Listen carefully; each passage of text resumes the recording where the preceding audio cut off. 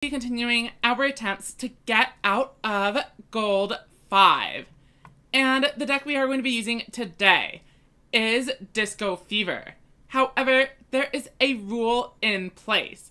I am not allowed to activate any monster effects. This means I'm working without some of the best cards in the Disco Fever strategy. No Seahorse Carrier, and no Fashion of Faith.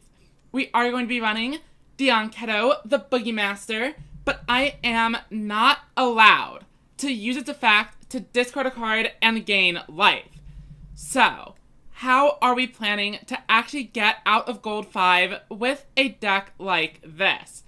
First, Shining City Knights is able to boost Dion Keto and Tough Striker up to 2700.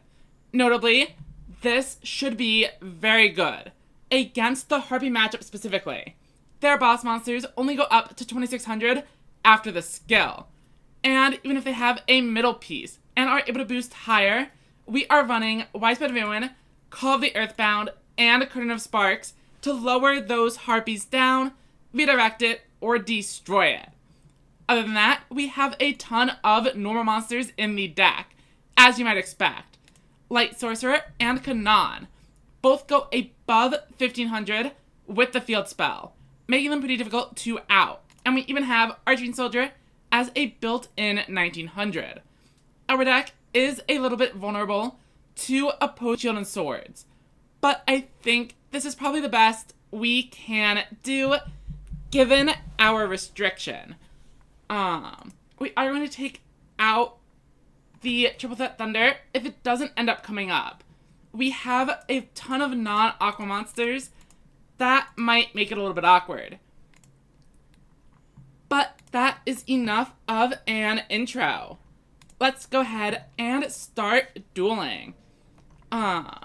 We were able to get a 3-win streak earlier, so I think 5 should be possible. I tested it out a little bit before we got super invested in streaming the deck. The other option was a Servant of Dawn build using only normal monsters, but the skill restriction made it a little bit too awkward for me. Alright, this opening hand is looking pretty weak. Widespread Ruin is obviously a great card to have, but we only had one low-level monster. But we are starting off with a free win from Error Marco. I will go ahead and send them a nice.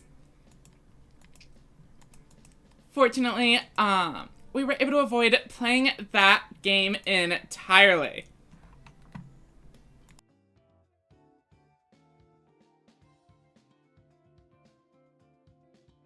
So now, let's see what our first real match is going to look like.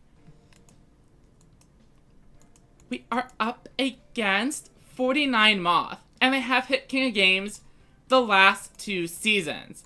So expect them to be playing an actual deck. Now, and not on an archive skill. Could be the almighty Hammer Crush deal, but it is much more likely to be an Yggdrago deck. Unfortunately, the Cybers monsters are light attribute, so our field spell is not going to be super effective against them. Let's go ahead, set our entire hand, and see what they do. On the plus side, Cybers decks traditionally have no way of getting through our set 3 boards, unless they have drawn into the full maximum. We see Maximum Ragnarok, allowing up to 2 boss monsters to take the board. And it looks like they actually did draw pretty well here, which might be a little bit rough for us. Sacred State able to burn for nothing, as we do not have any boss monsters on board. Attitude Hydron, not able to use the effect either, with only 2 monsters in the grave. We do know that they put the card back on top of the deck, so we might be able to assume they have 1 maximum piece. We draw into a Tough Striker, and we keep Bubbly Elf around from previously. Welcome, Carry GRT. So obviously we want to bring in the Tough Striker. But then the question is, do we want the Light Sorcerer or the La Moon? And the answer might just be neither. Though we do have a Talismanic Seal Array, so we are able to clear both monsters. And that means the Bubbly Elf plus La Moon is probably going to be a little bit stronger. Or actually, no. Okay. Bubbly Elf only goes up to 1500. So we go ahead and tribute these two off. Then we La Moon. Wait, but Tough Striker is tied at 2500. So the Talismanic Seal Array is only going to be able to help us clear one of them.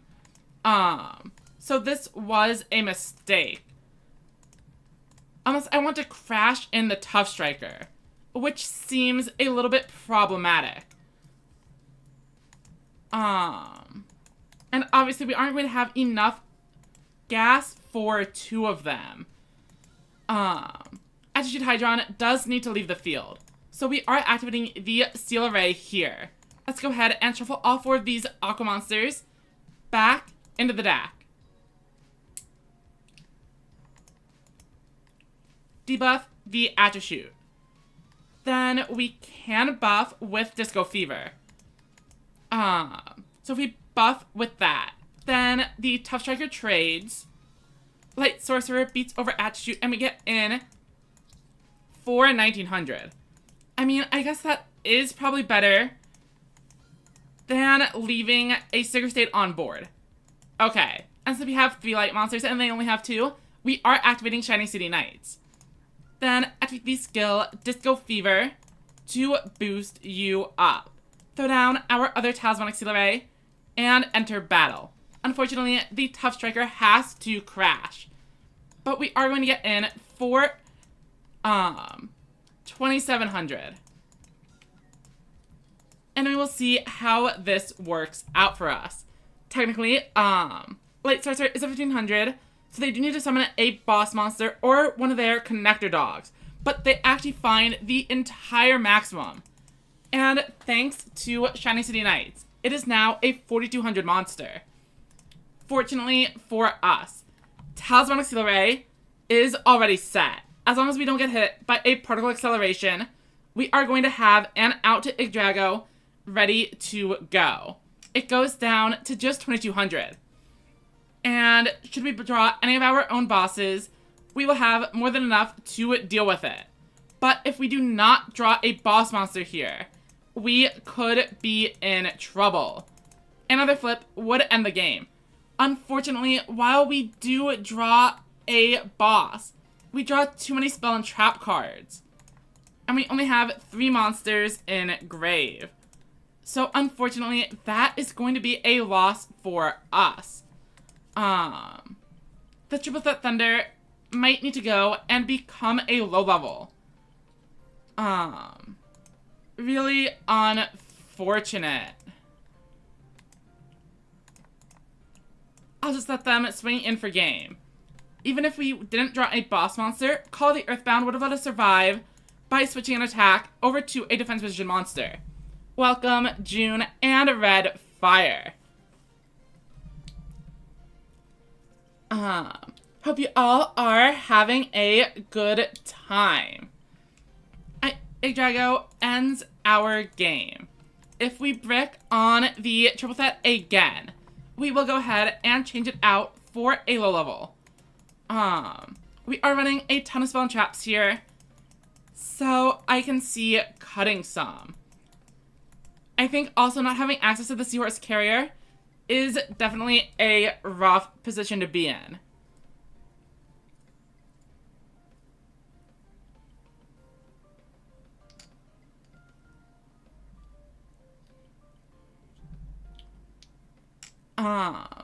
So it has been a while since the last stream. How is everyone doing?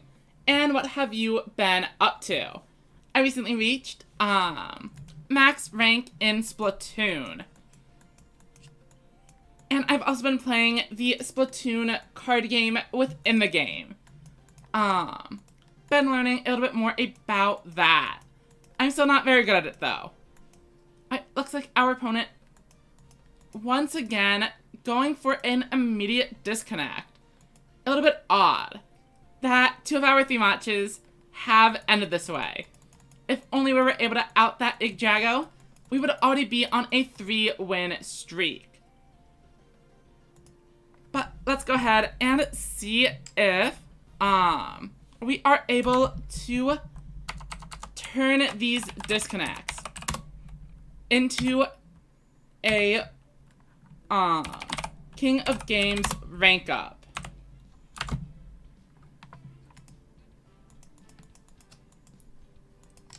And here is the one and only Red Fire. Good luck to you. It looks like Red has no skill set, which is a pretty fun challenge I did a few months ago. Absolutely possible for an aggro deck to reach King of Games without running any skill at all. Dragius and your other good monsters are more than strong enough. Let's see what they have. Setting a bunch of monsters, but are they going to tribute summon? Faithbird coming in. Could be a Harpy deck, but it is probably some kind of aggro. We see Two to the Doomed, but with only 2 attack monsters on the board. My life points are safe. Oh, I'm thinking this is the Dragius Ancient Demise Dragon Auto Duel deck. Alright, we draw into a Shining City Knights, which is pretty bad if we are boosting an opposing Dragius. Alright, and we see once again, the Triple Threat Thunder would be a lot better as just some kind of normal monster. Let's go ahead, activate Disco Fever, and we'll be able to at least beat over the 2 attack position monsters and get in for some damage. There are no beasts in the graveyard, so we don't have to worry about a Pock Pikachu being the set monster.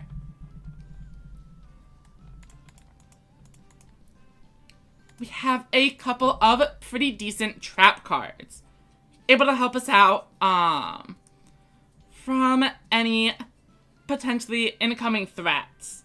And Arching Soldier with 1900 attack should be able to survive anything but a 2-boss monster board. Oh, I should probably also go ahead and send out the ping that I am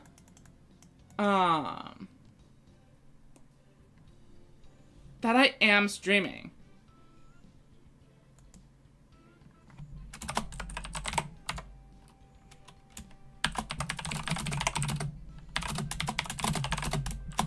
Alright, so we see a Arching Soldier of their own. But first, I'm going to use Curtain of Sparks to destroy that Surge Bolt Lizard. Arching Soldier is attempting to crash, but I will not allow it either. Widespread Ruin, keeping my monsters safe.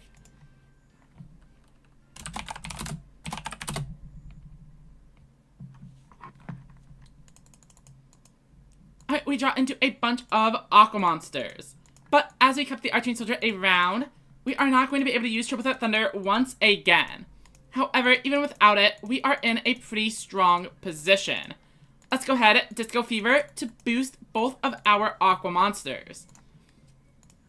And we have a pretty threatening board. Talismanic Seal Array, returning in all 4 monsters from our graveyard. We are only running a single copy of Curtain of Sparks, so putting the Light Sorcerer back is not an issue at all. Now, Battle Phase. If they don't have any trap cards here, this could end it. Arching Soldier gets in for game.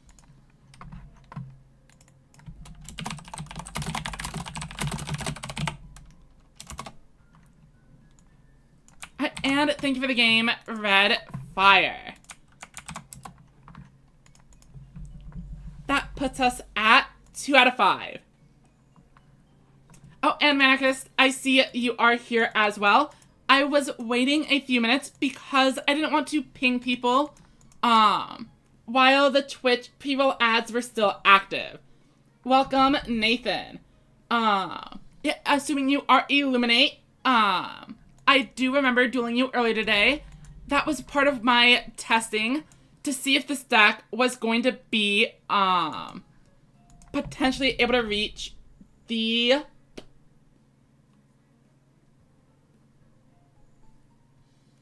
potentially able to reach King of Games.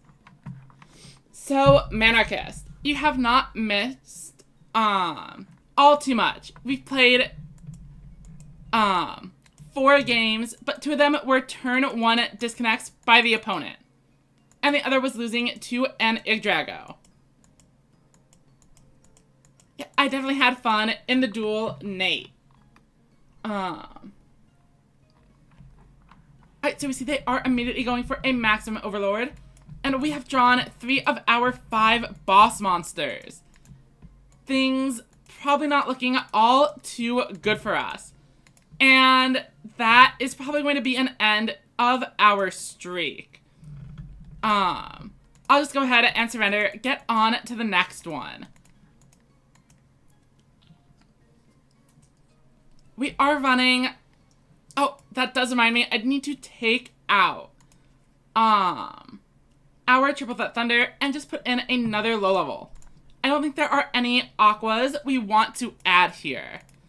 Water Magician is only a 1400, so I would rather add in one of the Connector Dogs. We could theoretically go for the 1400 attack Magic Juggler to have another target for Current of Sparks, but more 1500s are probably preferable. Alright, so Shining City Knights is for 2 major matchups. The first is Harpies. Their monsters only get boosted to 2600 after the skill. So any of our boss monsters at 2700 are going to force them to have another card to out it. Obviously they can run the middle piece Harpy and go up to 3100, but we do have a few traps to deal with that anyway. The other matchup that is relevant is Royal Rebel.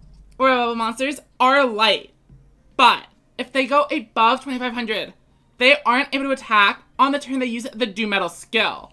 And Shining City Knights will boost both Heavy Metal and Doom Metal up to 2700, preventing them from attacking me. Additionally, Shining City Knights does provide some leeway against Servant of Dawn, as Mega Xalar is 2400 and Super King Rex is 25, making it just a little bit harder for them to actually crash in. Even a Flame Cerberus only goes up to 2700 and would be forced to crash. Right now I am playing on ladder, so there isn't a room ID. We are trying to reach King of Games without activating monster effects. Which is probably why Manarchist is confused. Over on YouTube, the title does clarify this. So I'm not running Seahorse Carrier or Fashion of Faith, because activating monster effects is banned. I'm running the Dion Keto, but I'm not allowed to discard for the effect. We are up first. Any other normal monster will be fine, and we actually get into a Kana. Our opponent might be on Harpies, but they also might be on Noodle. And even if they are on Harpies, there is a chance they don't draw into a boss monster. We have Current of Sparks, but it is not live. So, if it is Noodles, we would be in some trouble. But I do think Harpies is a little bit more likely. So, let's actually go ahead, bring in the Tough Striker, activate the Shining City Knights, and see if this works out for us. 2700, difficult for Harpies to clear. On turn 1, they aren't going to have access to to enough monsters in the graveyard. But it turns out they are actually on Dark Magician. Dark Magician excels at summoning 2500 bodies. And Manarchist, that is correct. I am able to use the Dion Keto, but I am not able to activate the effect. Alright, this is a pretty strong looking hand. We definitely need to tribute off a Light Sorcerer to get a monster in the graveyard for Current of Sparks. And as we have the Dion Keto, we could summon out the Lamoon and tribute it. However, Widespread Ruin is pretty likely here. So I'm going to use my Disco Fever to boost Lamoon.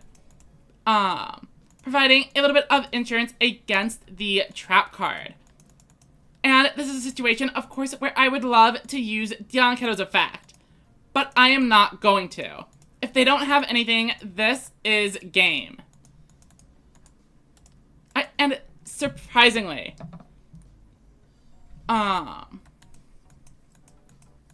despite having 3 face-down cards, they had nothing. So, Manarchist, I think Curtain of Sparks over Phantombind is definitely for the Harpy matchup as well. As I said, a 3100 attack point middle piece Harpy, is going to be shuffling away all those winged beasts. And with Talismanic Seal Array, it's often pretty unlikely for the opponent to have 6 or more monsters of the same type in the graveyard. Even the more pure decks like Thunders, for example, are running Essel, Piercing Samurai, and all other types of monsters. My opponent is up first.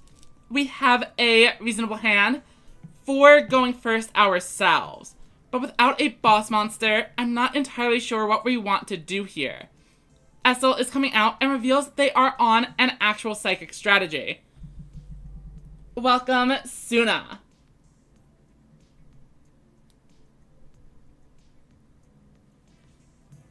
Romanpic comes down, but is not able to actually use the effect, as it is turn 1. And they have not lost any life points. Esperade summoned immediately. Unfortunately, Kanan is only able to go up to 2100 with the skill. If we draw into a boss monster, maybe we do try to beat it. But, we do not. So I'm pretty sure, obviously, we want to keep the Kanan around, as it is our best monster. Let's go ahead, set everything, and pass over. Probably no need to use Call of the Earthbound, as we don't know what we're going to draw. And while we could theoretically redirect an attack to save the Kana, it isn't worth it. We see a Sports Dragon Slugger, which is a bit of an odd choice, but then a second Esperade coming down. And I do want to double check that I am indeed running the Shield and Sword. Drawing into that would be wonderful.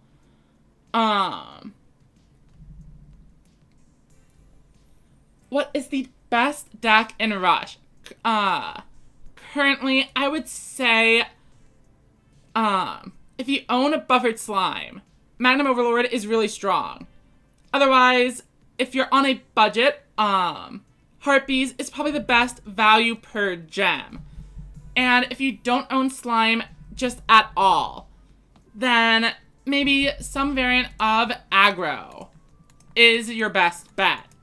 Royal Rebels and Noodles are also pretty good OTK strategies. There's just a lot going on right now that is pretty viable. Alright, so we are able to summon out the Dianketo. I'm going to even pair it with another one monster. But I don't see a way to clear over all of the 2500s, so we are simply going to set up like this. Then Dianketo. I did have the Talismanic Seal Array, so maybe I should have summoned the Kanan and tried to swing over 2 of them. But we are going to play it slowly. Oh, because I set the monsters, I'm not able to use Dianketo to clear. That is a huge mistake.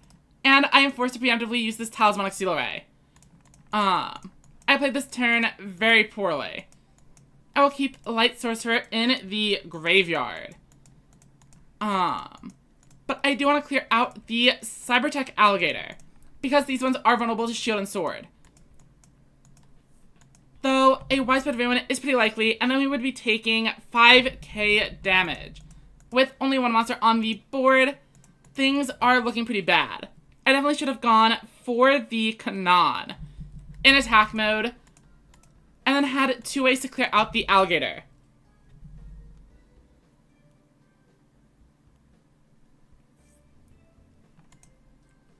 Alright, they are replacing the back row.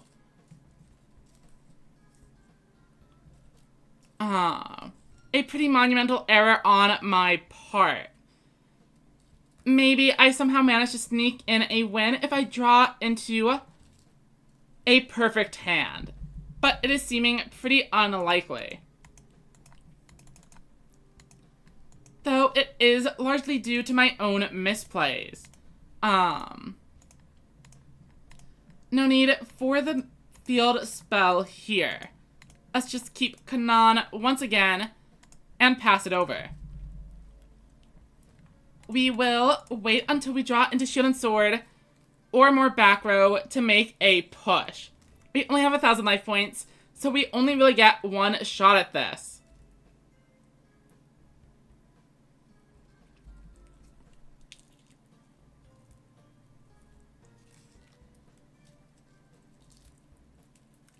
Obviously, they don't have any reason to play just about any card with 3 set back row and 3 2500s on board. I am in incredible danger.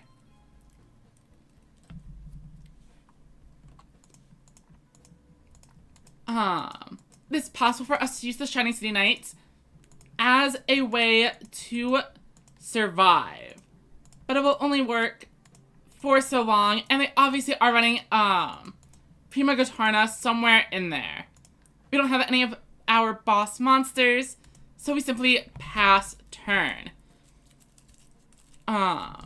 We need to summon another Dianketo, or at least a Tough Striker.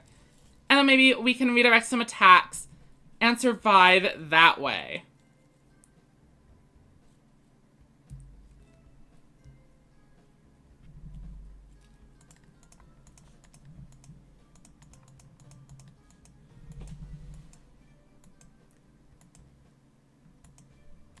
Our move, we draw, and of course now we get multiple boss monsters at once.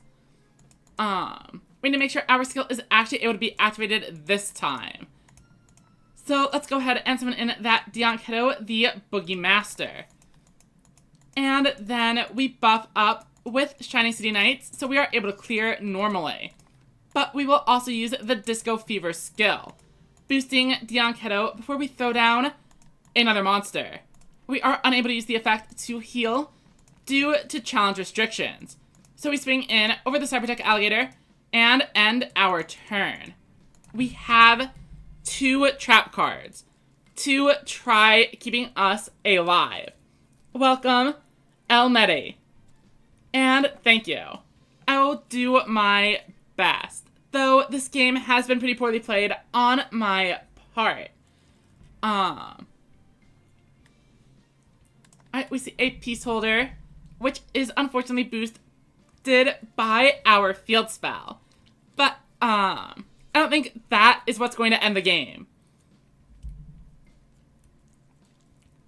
If our 2700 is able to hold strong, there is always a chance, that they just don't have the Prima Gotarna. They keep 1 Esperade in attack mode, which is pretty interesting. I can Shield and Sword here, but do I want to? Basically, I would summon out a Dianketo, and then get in for 2500 plus 15, which is definitely not enough. Instead, I could also throw down the Curtain of Sparks, which is actually live, and try to wait 1 more turn before going for the kill. We need to get them low enough that we actually do have a good chance of killing them. But also if we set the Curtain of Sparks, then we wouldn't be able to use Shield and Sword on a future turn. We can also bring in the second Dianketo now, but I am expecting them to have the Severing Psychic Wall to kind of deal with our initial push. And that is why we're going to attack the Peace Holder instead. Go ahead, set Light Sorcerer, set Curtain.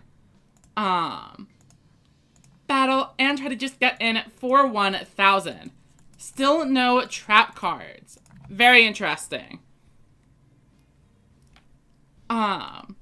Being able to run over the Peace Holder is actually a pretty good sign for us. Esperate coming back into attack mode. I think they are getting ready for a push of some kind. Another piece holder coming onto the board. And battle. I need to turn on this. And we will start with Call of the Earthbound. Redirecting the Esperade into my Dion Keto and forcing them to take 200 damage.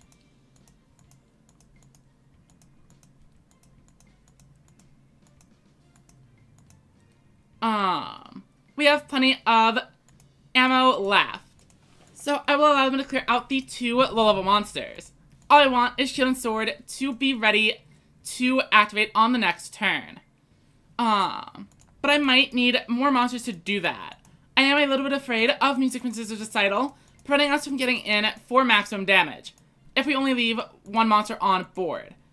And I want some protection from their crackback in the future. So we're gonna play it like this. We have seen, oh, welcome, Sean. Thank you for the raid. And I just realized I accidentally have 2 different types of alerts active. Close this one. Welcome, Crimson. I hope you all are having a good evening. What have you all been up to? We joined Arching Soldier and La Moon. I think we definitely want to start off with Shield and Sword. Welcome, Sean. We are trying to hit King of Games with a bit of a wacky deck, in which we do not use any monster effects at all. Let's go with La Moon. And then tribute them both off for our Dion Keto. Then, we know they already used Widespread, so this should be fine. We summon out Light Sorcerer and Arching Soldier. Next, we activate Disco Fever, boosting up our Dion Keto. And that gives us a big 3400 attack point monster.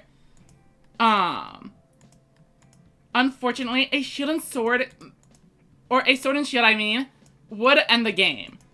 But I don't think they have it. Let's swing in and finish the match against Marco. Welcome, Shay and Rafflesia. Oh, congrats on the Perfumage King of Games. I'm actually I'm in a pickle. Deciding whether or not I want to invest in the Performages myself. Obviously, the streams mostly focus on Rush, but Perfumage, is probably a top 5 TCG deck for me. So if they end up being really good in Duel Links, I don't want to miss out on that. But I do know there is probably a structure deck and Rush box coming. I agree with Paco. Those back row are a total mystery. I probably should check them in the deck list after this game. Alright, we went up with a Shield and Sword alongside enough material to get out Tough Striker. However, this probably isn't a super powerful hand going into a set 3 board. We know they are on Magnum, which of course is why we are running Call of the Earthbound. Using Call of the Earthbound is one of the few ways we can survive a Magnum Overlord OTK. All we need to do is put a monster in defense mode, and Magnum Overlord's attack will go into it instead. Alright, we see an Answer and Tornaflip alongside a back row. Obviously, we just want a low-level monster, but we do not get it. So instead, we are going to be focusing on taking out the Torna.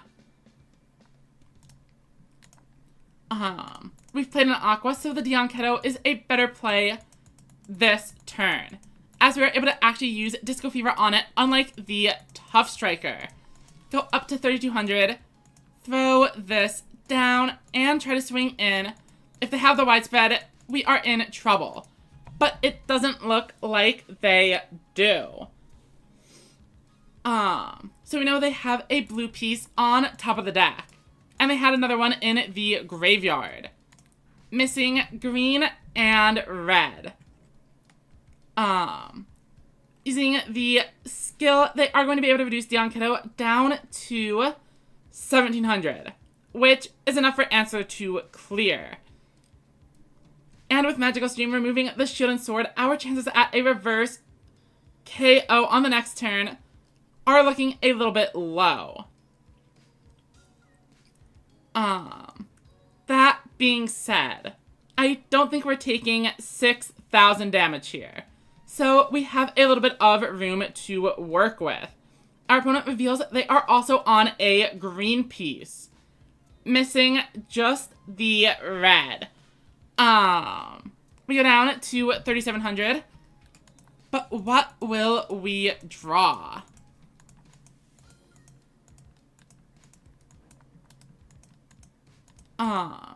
Answers aren't too hard to deal with a normal looking hand. But we don't get any of the 1400s, so things are a little bit rougher than maybe they ought to be. We will go here and bring in the Tough Striker. Unfortunately, our Archfiend Soldier is not strong enough to compete, so we are just going to be setting the other two monsters. Enter the battle phase, and Tough Striker tries to clear one of them. And we actually do manage to get through. A Talismanic Seal Array into the maximum might be enough. But if it is another Magical Stream and they aren't able to use it, then we are pretty much still in it. Also, they have relatively low odds of drawing into the head on any given turn. Setting another monster with the skill, still have yet to see any 7-sword magicians. More back row, and each time they set one, it becomes more and more likely that they have Widespread Ruin ready to ruin our day. Unfortunately, Magician's Valkyria is strong enough to clear the Archfiend Soldier. We are hoping whatever their final monster is crashes into it unsuccessfully. The Steel Array pushes in for a ton more damage, and we are going to be so low that we are going to be losing whenever the Magnum Overlord comes out.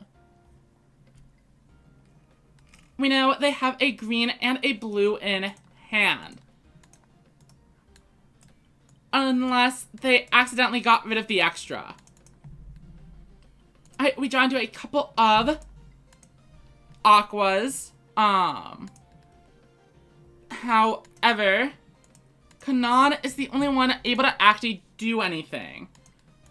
I don't have a second way to get over 1,600. Kanan Sparks could be helpful, but I think we need to just stall it out for a little bit longer.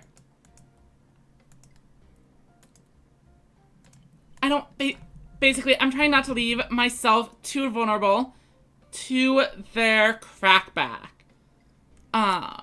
We know they are running Torna, but as long as they don't draw it, I don't think they are going to have a way to clear this. But we see a maximum summon, which means maybe that face down card is actually Pierce. In which case, they would just win the game. None of my monsters are going to have enough defense to deal with that. But they set two more instead. Very interesting.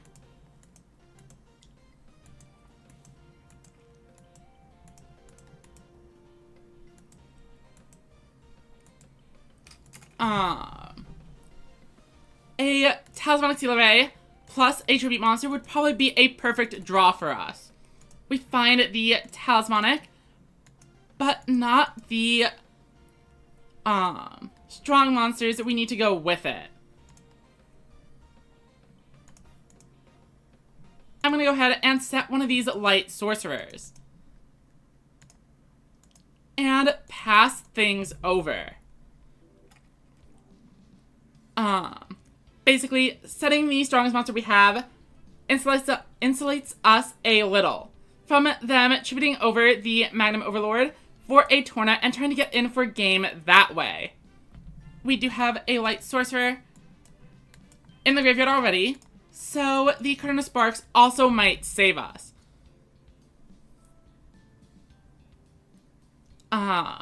If any of the back row were Stop Defense or Pierce, they would have used it last turn to win. But with 3 back row, the odds of a card like Buffered Slime or Widespread Ruin are pretty high.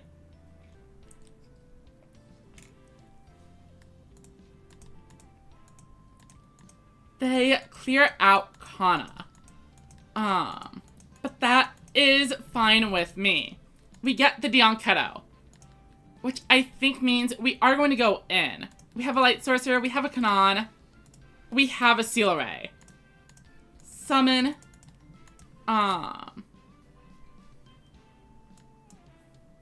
Tribute 2.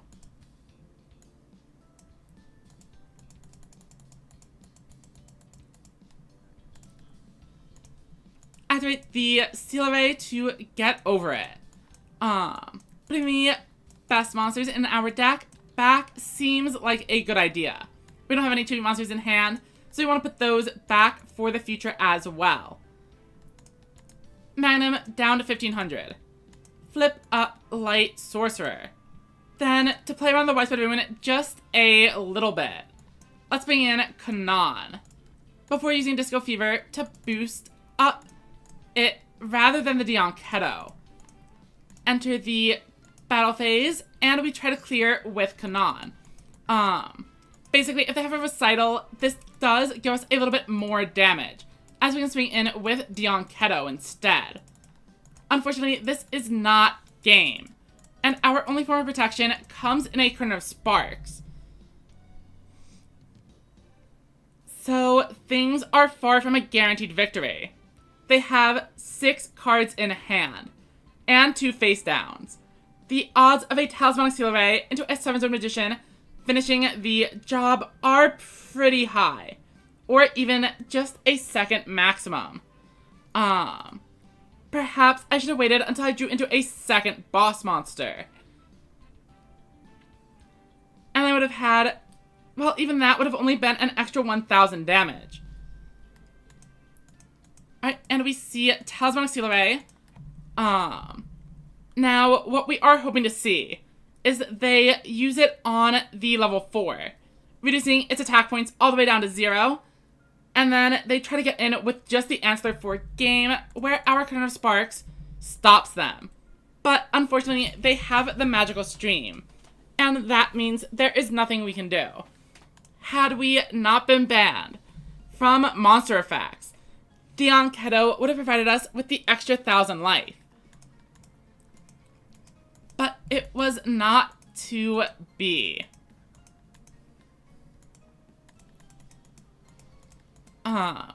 No reason to be concerned, though. We have plenty of chances to go.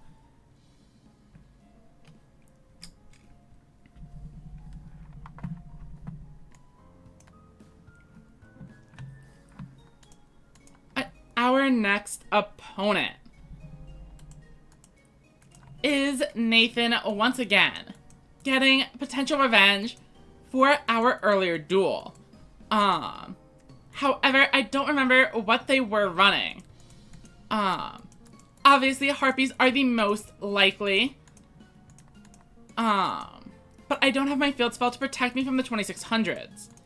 However, given the situation,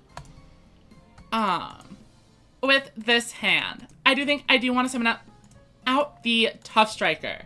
Tough Striker is a better play than the Boogie Master, as we are able to provide some additional protection against shield and sword. Tough Striker remains at a 1600 attack, meaning they would need a tribute monster to clear it even so. Or Tribute to the Doomed works just as well. Surprised to see them tribute off the Pet Dragon, but it looks like they had a middle piece. Hysteric Force going to get in for a ton of damage. We could activate our trap card, but I'd rather use it when we actually have something on board to protect. So we are going to take the full brunt of the attack, going all the way down to under 2,000. Let's go ahead, activate the Shining City Knights, and we can at least remove the Harpy Lady Sisters from the board. Tribute Summon for our prismatic copy. Activate the Disco Fever, and hopefully this means we are in a good spot.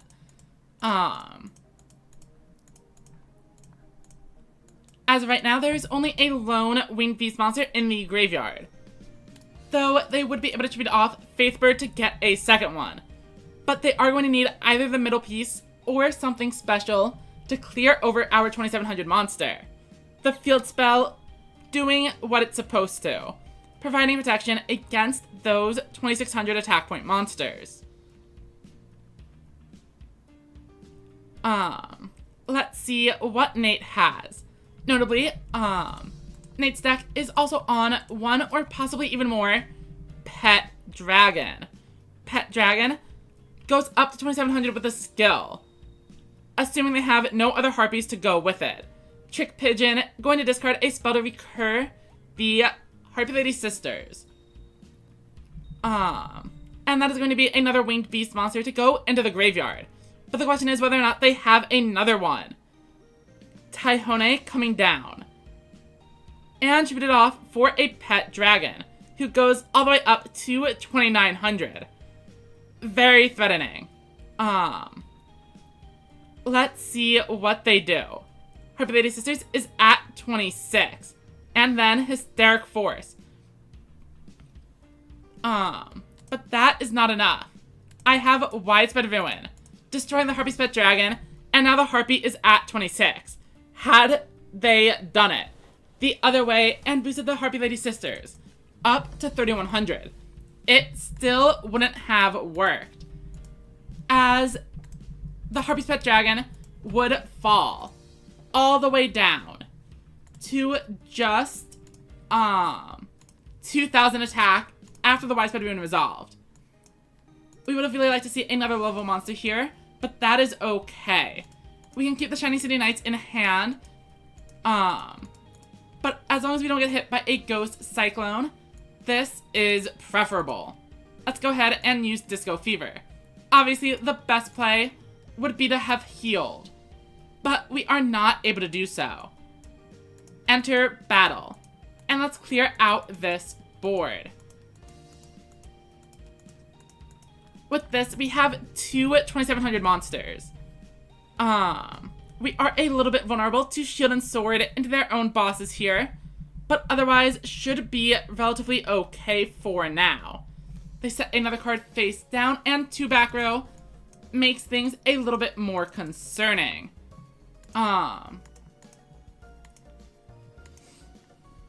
Depending on whether or not we want to draw more cards in the future, we could go ahead and tribute off a Dianketo for a Dianketo.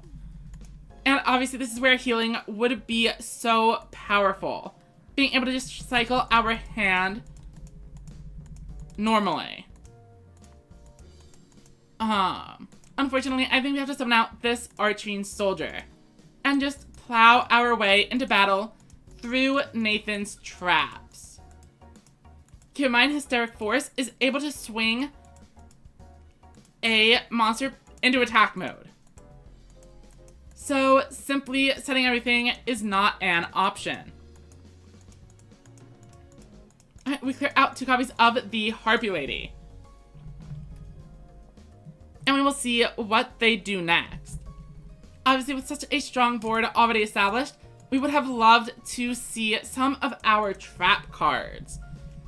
But without that, I'm thinking this might be a game over. Widespread Ruin into the Seal Array, debuffing my monsters. We would be up about 3,000 life points in normal circumstances. And they debuffed the Archene Soldier down to just 1,100.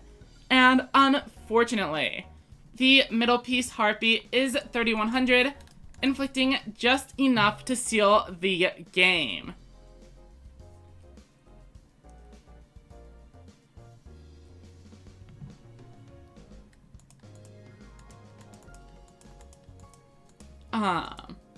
If we were able to heal with the Dion Keto, we probably would have won this one. Eventually. But it is what it is. Thank you for the game, Nathan.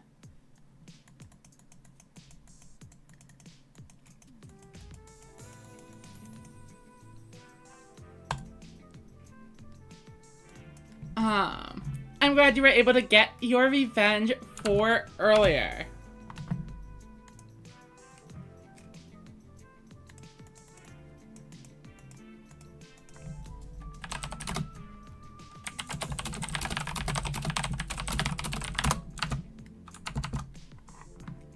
Next up is G-Pat, another Gold 5 player.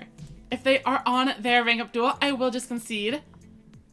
But it looks like we are both fighting normally.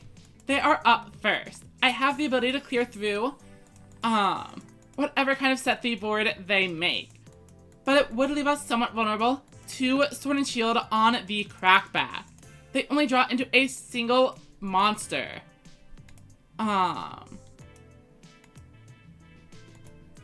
So I'm going to bring out the Lamoon, rather than both Kanan, as Lamoon's able to clear through whatever they have set, leaving us better prepared for a future turn with a more powerful monster in hand. Enter battle, swing. Alright, looks like they might have the Widespread Ruin, and they do. But we are still getting in for some damage. If they are playing Noodles, they probably don't have any spell trap removal. So, Crown of Sparks might be able to come in handy later once we find a Light Sorcerer.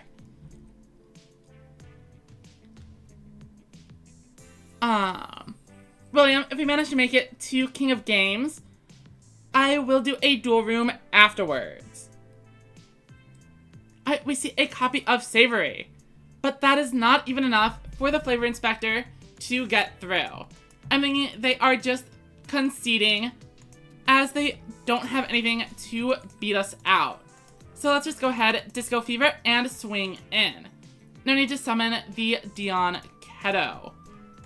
Battle phase, swing, and swing. Our opponent obviously was bricking on 2 different level 7 monsters there.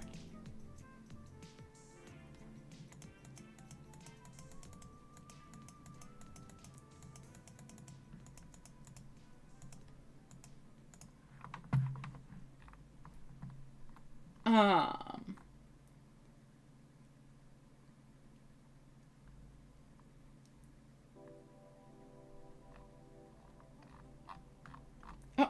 I'm scrolling up through the chat. I never said hello to Brandon. I'm doing well.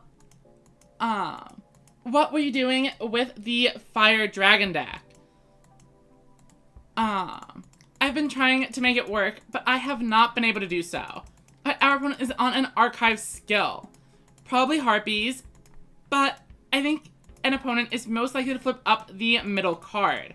So we will put the Light Sorcerer there, and then on the off chance they are not on Harpies, having the set 3 is obviously preferable to summoning a random 1500 attack point monster, ready to take the damage from whatever boss comes out. Though, with Call of the Earthbound, maybe it was the right play. If they only bring in a single boss monster, and are otherwise unable to deal with the 1500, having it in attack mode wouldn't be so bad.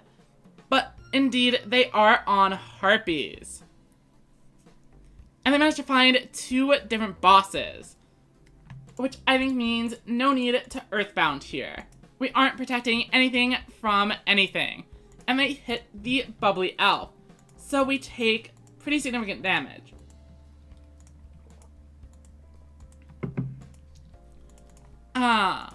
We have a Seal Array, but not nearly enough to do anything with it.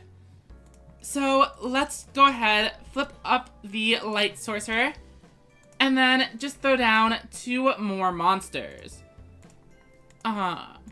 Getting rid of our weakest options in hand.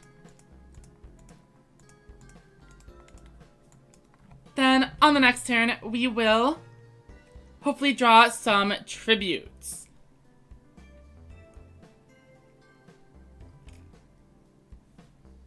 Alright, a Winged Dragon. Oh, but they do have a Hammer Crush. Are they going to be able to find the Call of the Earthbound? Or are they going to aim for our Talismanic Seal Array? Both ways are pretty inconvenient for us. Alright, they hit the trap. So we aren't going to be able to do anything fancy. But maybe this Seal Array will help us turn things around on a future turn. 3 back row. An incredible draw when they already have a board established. Light Sorcerer goes down. But with a stroke of luck, Winged Dragon goes into Kana and is unable to clear, giving us a little bit more on resources for a future turn. But once again, we have drawn just about nothing. We will set our cards face down and pass it over. That being said, if I had gone Kanan and Lamoon, that would have been a 2100 and a 1900. We could have debuffed the Cybertech Alligator with Talismanic Seal Array, and then tried to clear through most of the board. But we are stuck with the Kana on field, so it didn't seem worth it.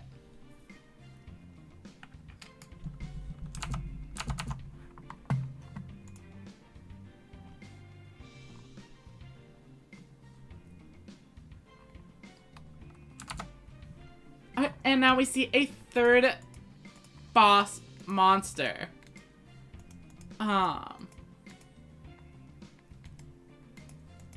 On the plus side, summoning another 0 defense monster is useful for if we draw into Shield and Sword. Though it does seem fairly unlikely. Oh, there it is. But that's actually not even all that useful, given a pretty weak showing from our monsters. That said, I think we do need to go for it. Lamoon and Kanan. Set the Kana, set the Seal Array, boost up, and try to clear out the 2 Harpies. We are going to be taking a fair amount of damage on the next turn, though. Swing in. And a Widespread Ruin probably finishes out the game. Or even just bringing in enough good monsters will do it as well. Cybertech Alligator into Lamoon represents 1300 damage that I'm not able to do very much about. And with their own Shield and Sword, things are looking rough. Cybertech Alligator, obviously on its own, is already basically game. And the Harpy Lady Sisters does not help. A 3100 monster crashing into my Kanan with nothing I can do about it. Even if I were to activate Cannon of Sparks, that is lethal damage on its own. Send over an ice, and we try again. That one was just a little bit rough, as we didn't draw any boss monsters for several turns in a row. And obviously Hysteric Force prevents us from stalling, thanks to their ability to flip monsters up. Alright, next up is a Yuga.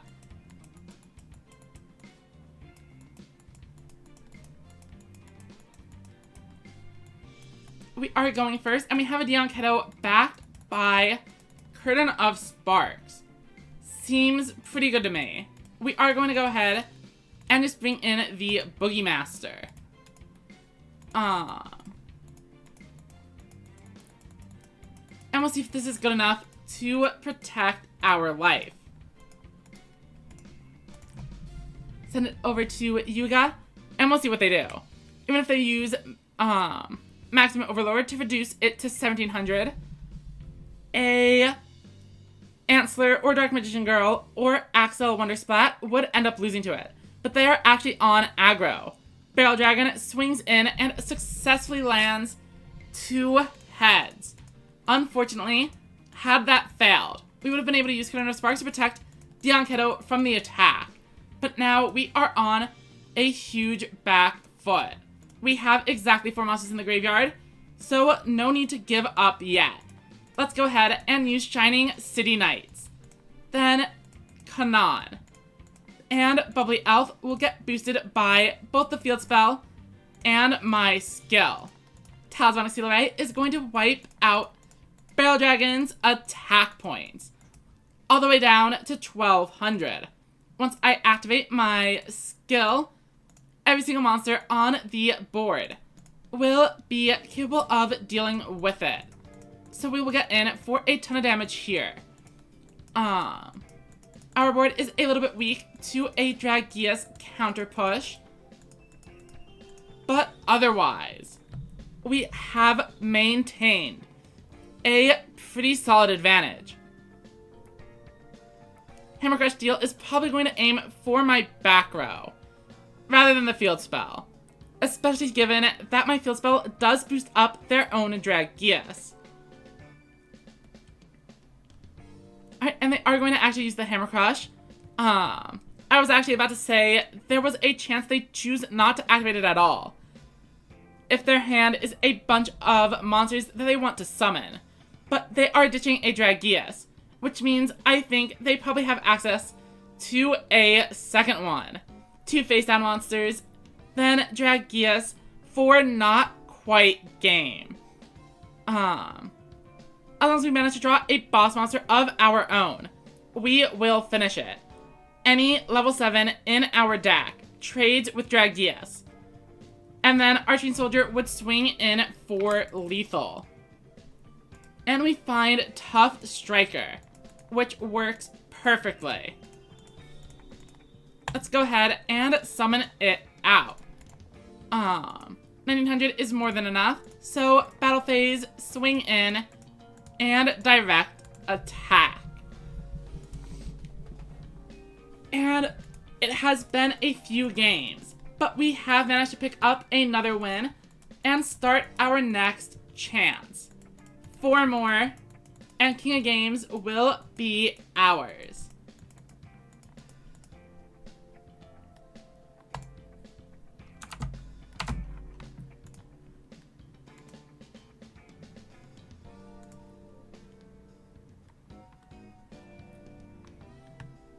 Bum, bum, bum, bum, bum.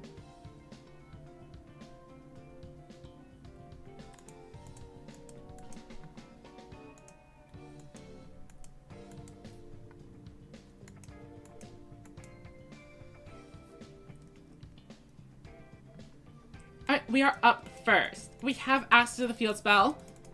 And we could actually go for it. Basically just summon out 3 monsters, all above 1500.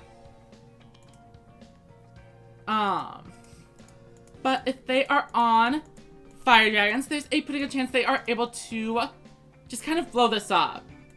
And obviously Dragias is also an issue. Still, all that said, I think it is better than the set 3 play, as it has a much higher chance of leaving us with resources going into the next turn. But there's also a really high chance we just get blown out. Summoning out Dragias, or the, Slayer plus Twin Edge ends up being pretty bad for us. Alright, but they are setting 5. And only 2 monsters, which puts us in a much better position than expected. let's go ahead and clear out the 1600s, keeping the 1700 around.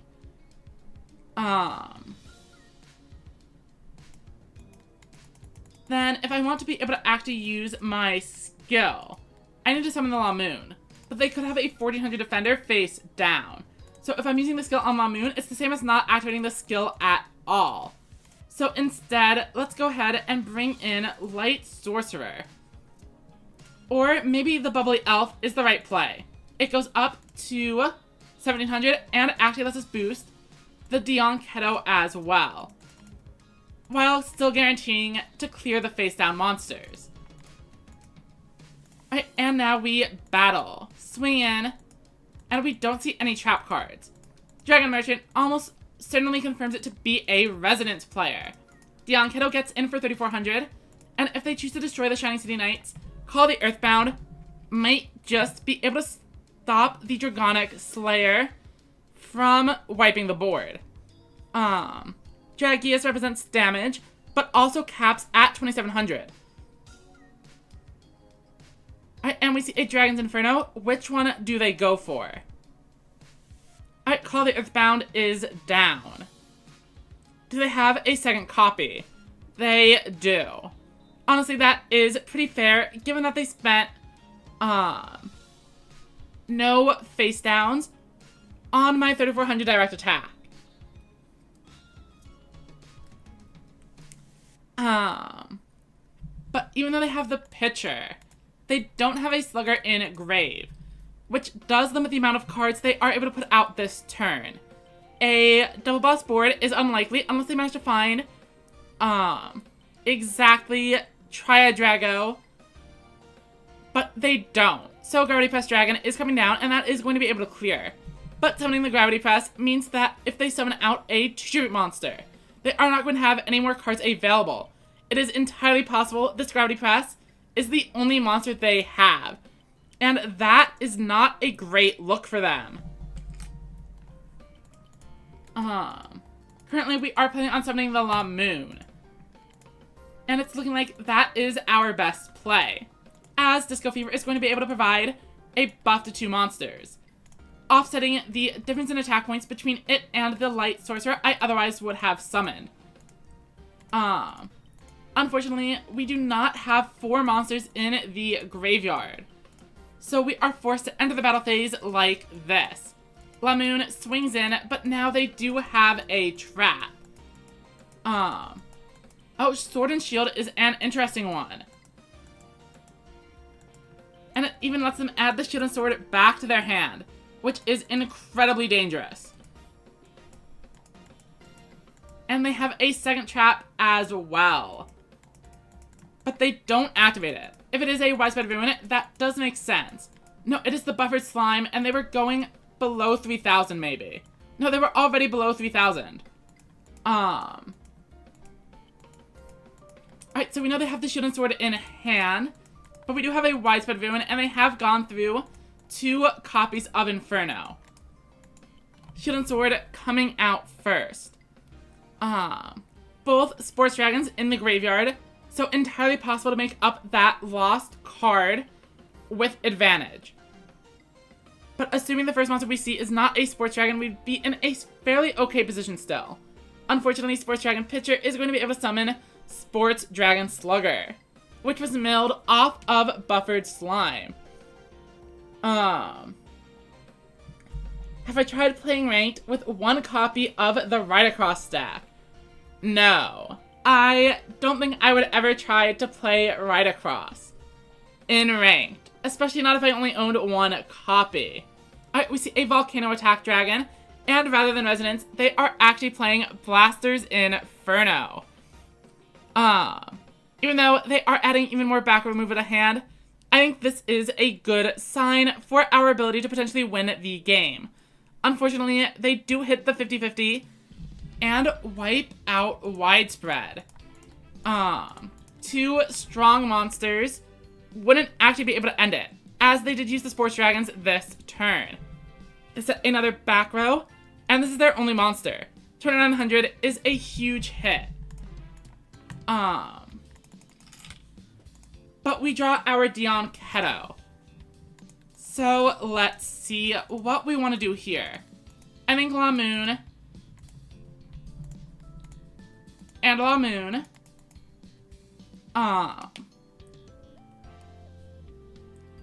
And then Dion Keto. And then we summon the Kanon, and we try to swing in for game. Kanon comes out, activate Disco Fever, boost up the 2 low levels to get an extra 700 boost. Then we Seal Array, and we shuffle back in our tribute monsters and our strongest monsters otherwise. This might be another one of those games where we would win if we were able to use the Dion Keto's effect, assuming they have the Widespread Ruin to stop us here. But our attack actually goes through. It seems their face down card might be a Recital, and that is going to save them. If I had actually used the skill on Dion Keto, it would have been lethal. But I played around Widespread instead of the Music Princess Recital, and now we are in danger. A Volcano Attack Dragon goes up to 2900 and is lethal through the La Moon. Unfortunate. That is definitely game. Once again, healing 1,000 life would have been huge.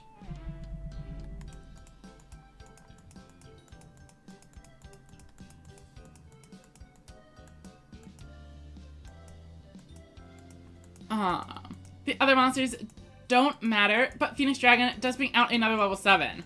Though I would appreciate it if they did not do that and instead simply just swung in for lethal. However, the Shock Dragon does use the effect to weaken Dion Keto, and they get in for the full amount. I'll go ahead and send them a nice anyway.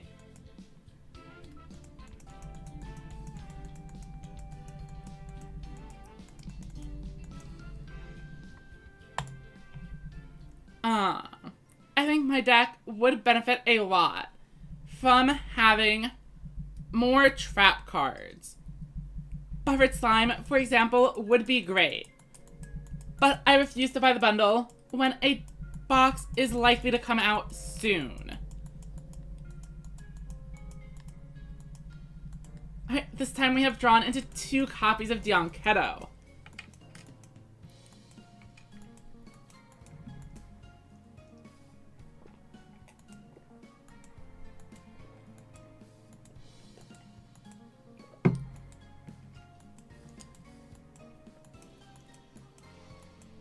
But they are summoning out a tribute monster. Are they going to have back row? Or are they just letting me swing into this Harpy Lady Sisters for free? A second copy and a back row now makes it incredibly difficult to actually out this board. All we can do is summon out one of our Dion Ketos and hope that the back row doesn't do anything.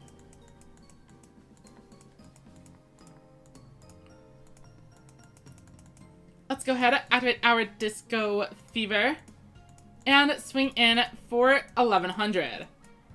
Unfortunate. Oh, and it actually does get through. The face down card is quite likely to be Counter Pigeons.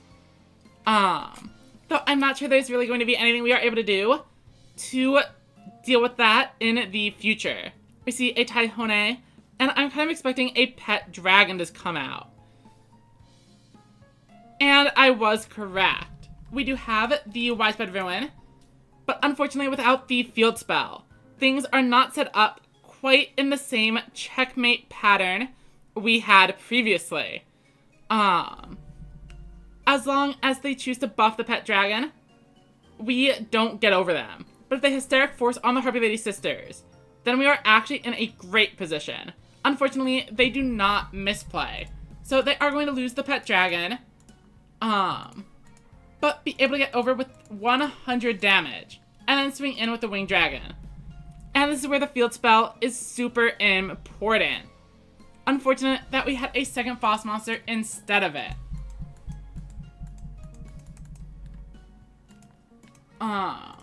We draw a Tough Striker, but I'm not thinking that it's going to be all that useful for us. At least not right now. Dianketo needs to come in and boost up to try to get over the Harpy Lady sisters. But if their new back row is the Widespread Ruin, that is going to be game. For sure. As Hysteric Force would flip over the Kana, and essentially end the game on its own. Dianketo swings in. We already knew they had a trap card, but this one gets through as well.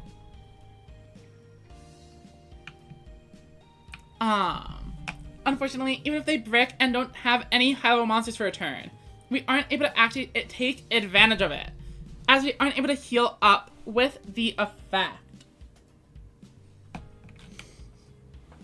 Alright, Faithbird is coming in, and another one. They swing in, successfully getting over the Kana and hit for 2,900. Even if we draw a Shield and Sword here, they don't have anything super worth swapping.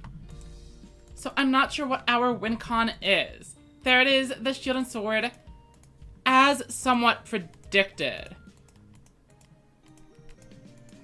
We'll go ahead and bring in Tough Striker. But that is the best we can do. We'll swing over the Winged Dragon to confirm that their back row is indeed the Counter Pigeons. But with only 1,600 life points, all they need to do is find a single 1-tribute monster. And Trick Pigeon is going to do it. Let's go ahead and concede. I am open for suggestions if anyone else has a deck that they think can work well without activating any monster effects.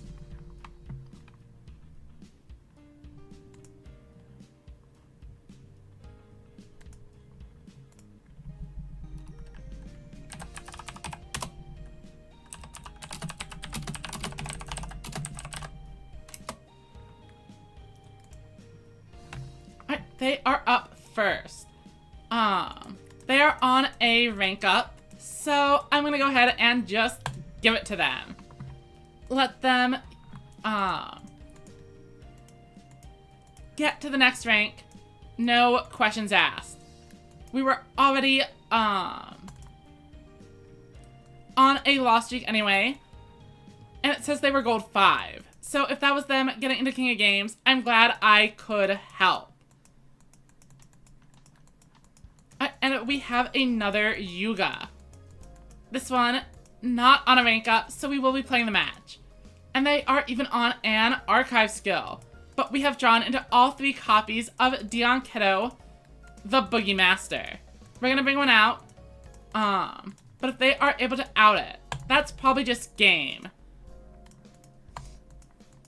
So, definitely not a great start. Obviously, healing would be paramount in helping us survive.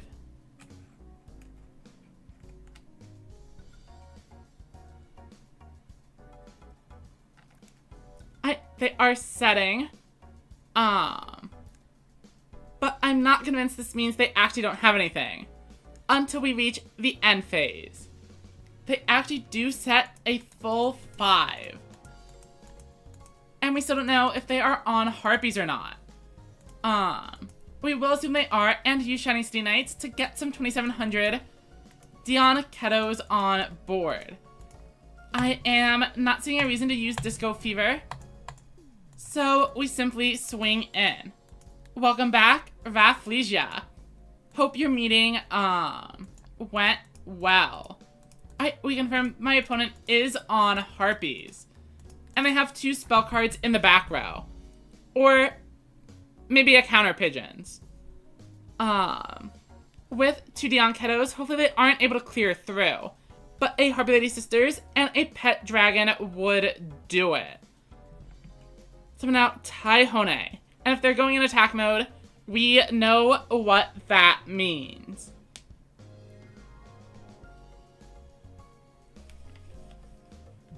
Alright, Tribute to the Doomed is going to remove one of the Dion Ketos from the board. And then presumably a Harpy Lady Sisters. I'm expecting the middle piece to come out here. But it could theoretically be a pet dragon. A little bit less likely though. As expected, middle piece revealed. Oh, and the cyber attack.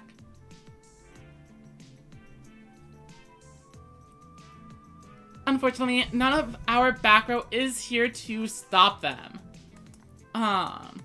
Maybe I should throw in a copy of the barrier. But even that would only be a trade.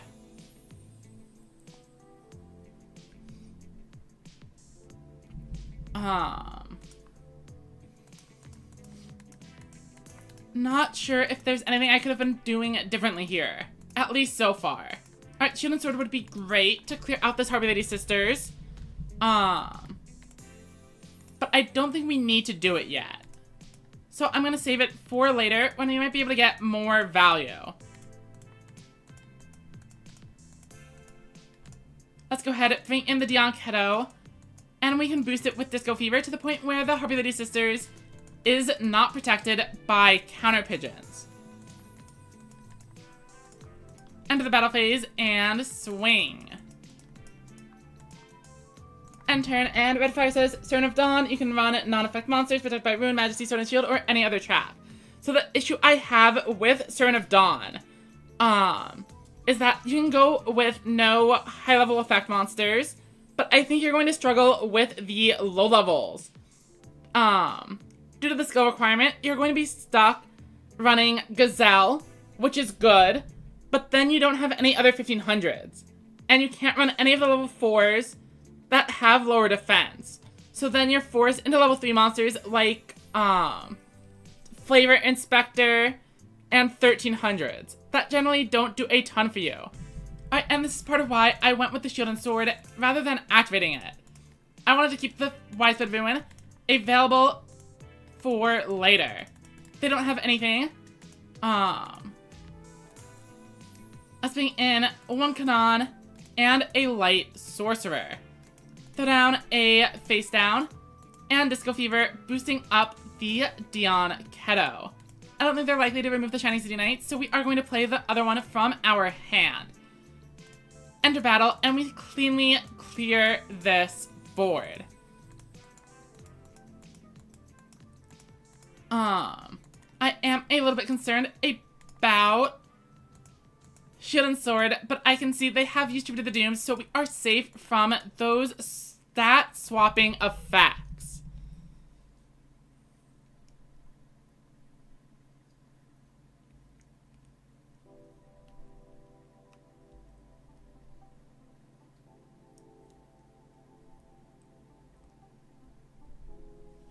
Alright, they go ahead and summon a left side.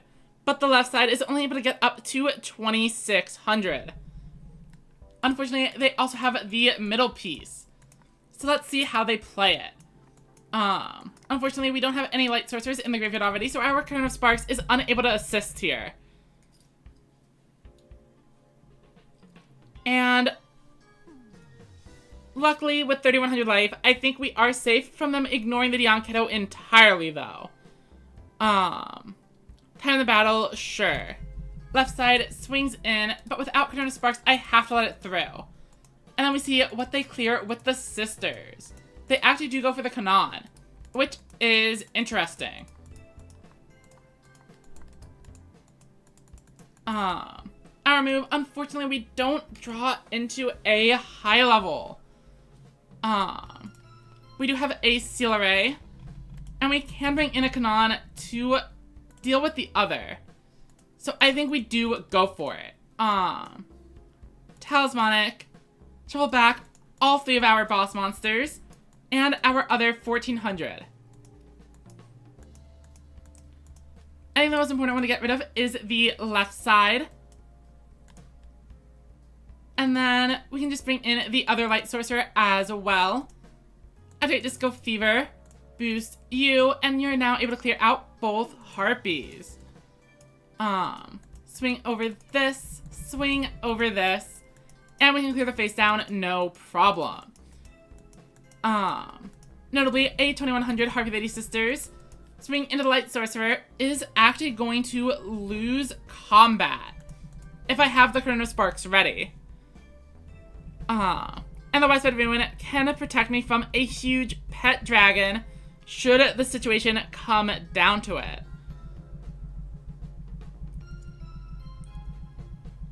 Alright, but they are going to set and pass. They do have plenty of back row here, and we don't have a ton of ways to get through piercing. But by Tribute summoning out the Dion Keto, our Chrono Sparks is now officially live. Only 10 cards in deck, but I'm okay with drawing more next turn, as they're also going to be drawing 5, and as long as I keep up momentum on my side, they are going to deck out before we do. We will activate our skill as a chance to get in for lethal, though it is quite unlikely. We swing in, and here comes the trap cards. We have yet to see a Widespread Ruin, so Desland, you may now activate it. And that is fine with me. We need to get it out of the way at some point anyway. Let's take a look at their monsters. We have seen the left side and only one middle piece, plus the Cyber Attack. So they still have the right side. 2 more mid pieces, and I think 1 Trick Pigeon. But Desland draws into a situation where they decide to surrender. And that gives us 1 win.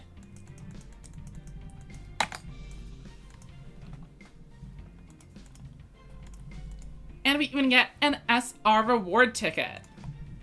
Unfortunately, not the rush one. Oh, welcome, Shoto Todoroki. Hope you are having a good day. What have you been up to?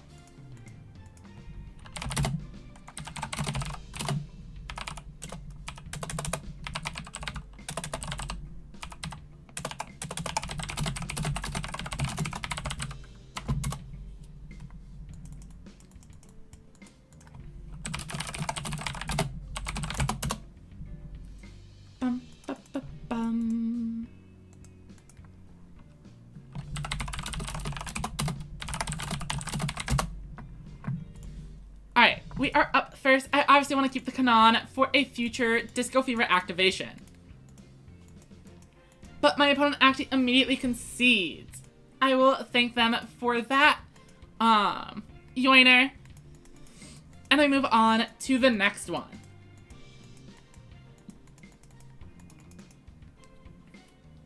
Alright, let's go ahead and rush Duel.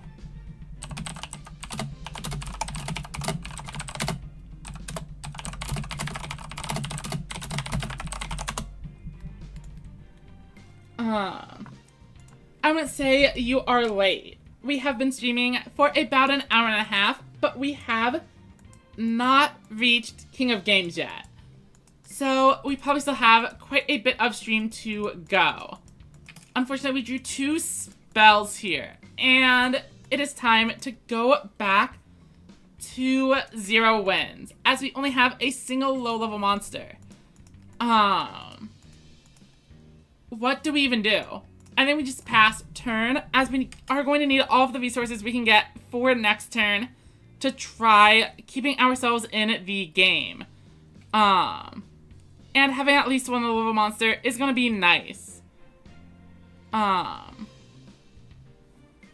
You could theoretically make the argument that I shouldn't have even set the cards, as maybe I would be able to get into a situation where they don't realize it is turn 2.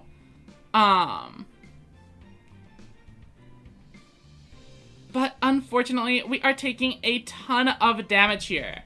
We have Shield and Sword, but I don't think that's going to save us. I think we need to basically draw into a low-level monster, plus a Widespread Ruin, bring out the Dion Keto, and then kind of navigate from there. But if we draw another high-level monster or any of our spell and trap cards that don't help us get into a turn 5, then the game is essentially over. We are down to just 100 life. Okay, and we draw exactly what I asked for. Shield and Sword, or Widespread Ruin plus a low level. Obviously, if that set card is a Widespread Ruin, it doesn't matter. I'm losing my Dion Kiddo, and that is that. And at any point, they are able to draw into an extra spice. We die.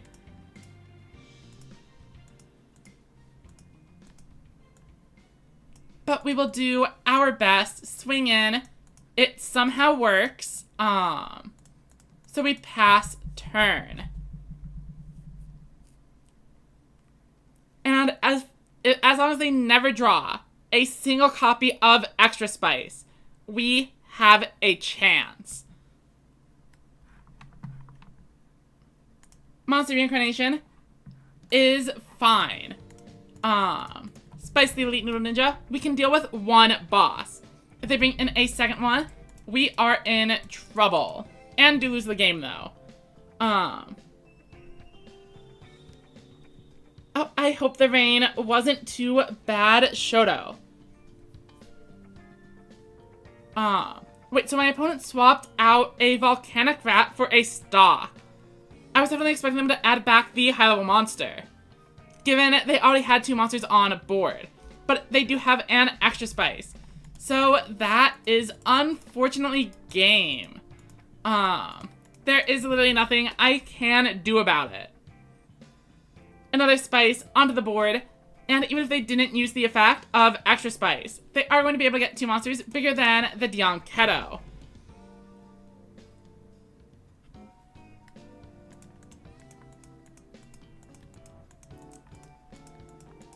An unfortunate opening hand, leading to a swift defeat.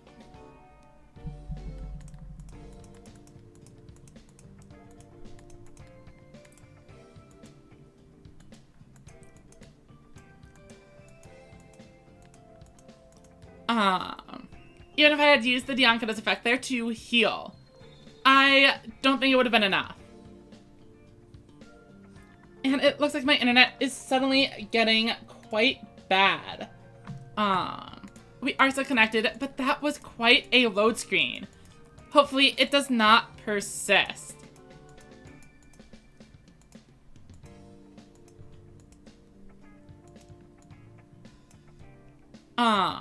It appears it is persisting. But am I connected well otherwise? Is it just the game? Definitely let me know if the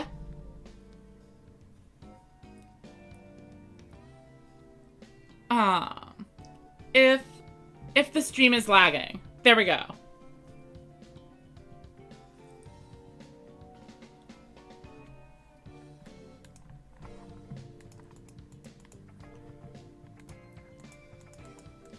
Up against another Mimi.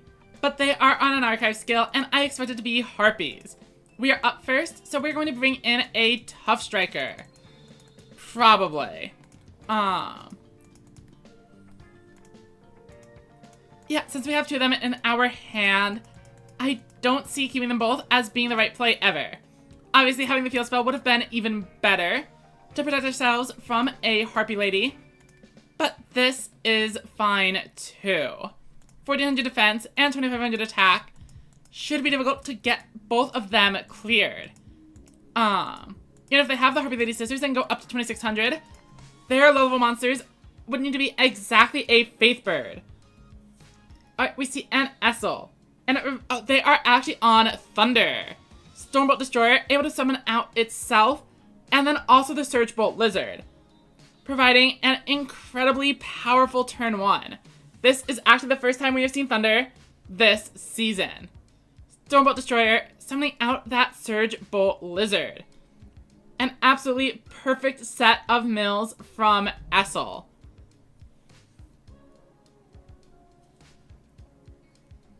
entering battle, and they clear no problem. Unfortunately, this is definitely going to be a loss for us. I don't really see us coming back. Though I suppose it is still in our best interest to try. There is a chance they don't draw into another boss monster on the next turn. So that is what we are currently going to play around. Activate Disco Fever, clear out the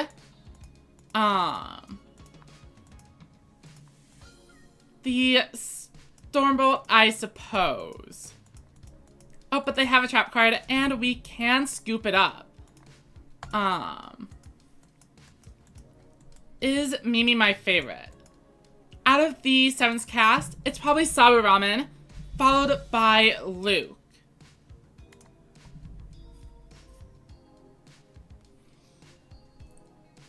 I just think Mimi has the best possible deck for only running normal monsters.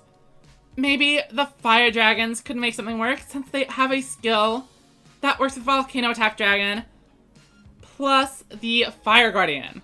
So maybe that's going to be our next best option. I do think they have a similar problem with as Servant of Dawn though, where the level 4 monsters are kind of restricted and you can't run those big 1500s. Let's go ahead, set our board, and we'll keep the Arching Soldier as it is the best one available to us. Setting it as a 1500 defender might be worthwhile, as then we would have been able to keep the Kanan as a Disco Fever activator.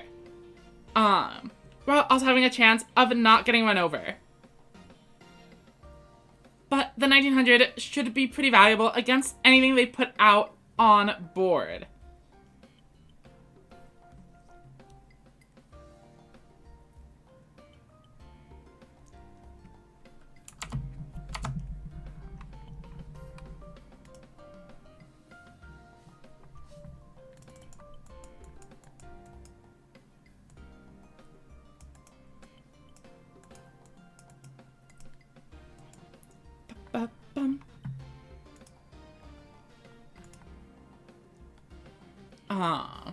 They are thinking. Whether they're on Overlord or Magnum, Twin of the Windweaver could be a big issue for us. Other than that, I think we could be fine. We see a Dark Sorcerer. Does not really give us any big information on what kind of deck they are on just yet. If they are running 7's Axel Road, we might see it activated with the Valkyria. But we do not. And this is what I mean. Arching Soldier would have been able to clear, or would have been able to protect us from 2 of these 3 monsters. Unfortunately, we do not get lucky, and the Light Sorcerer's Sanctity does not hit our 1400 Grace Princess Kana. We draw for turn and get what is admittedly a pretty strong looking hand. The La Moon can go up to 2100 after the Shining City Knights, but I think the Arching Soldier is a better overall card to have on board. So let's go like this. Summon out Tough Striker, bring in Arching Soldier, bring in Kanan, boost it up with Disco Fever, and then my opponent does have 2 light monsters on board, but the Shining City Knights could still prove valuable, as long as they don't summon a bunch of light monsters on the next turn. Let's start with swinging into the Magician's Valkyria, as we are forced to do. Then Curtain of Sparks becomes a consideration. So we're going to clear out the Light Sorcerer of Sanctity with Arching Soldier, forcing at best a trade. Dark Sorcerer is the final card, and while they could use a Music Princess's Recital here, I managed to clear out the 2 more important monsters. Let us see what they do.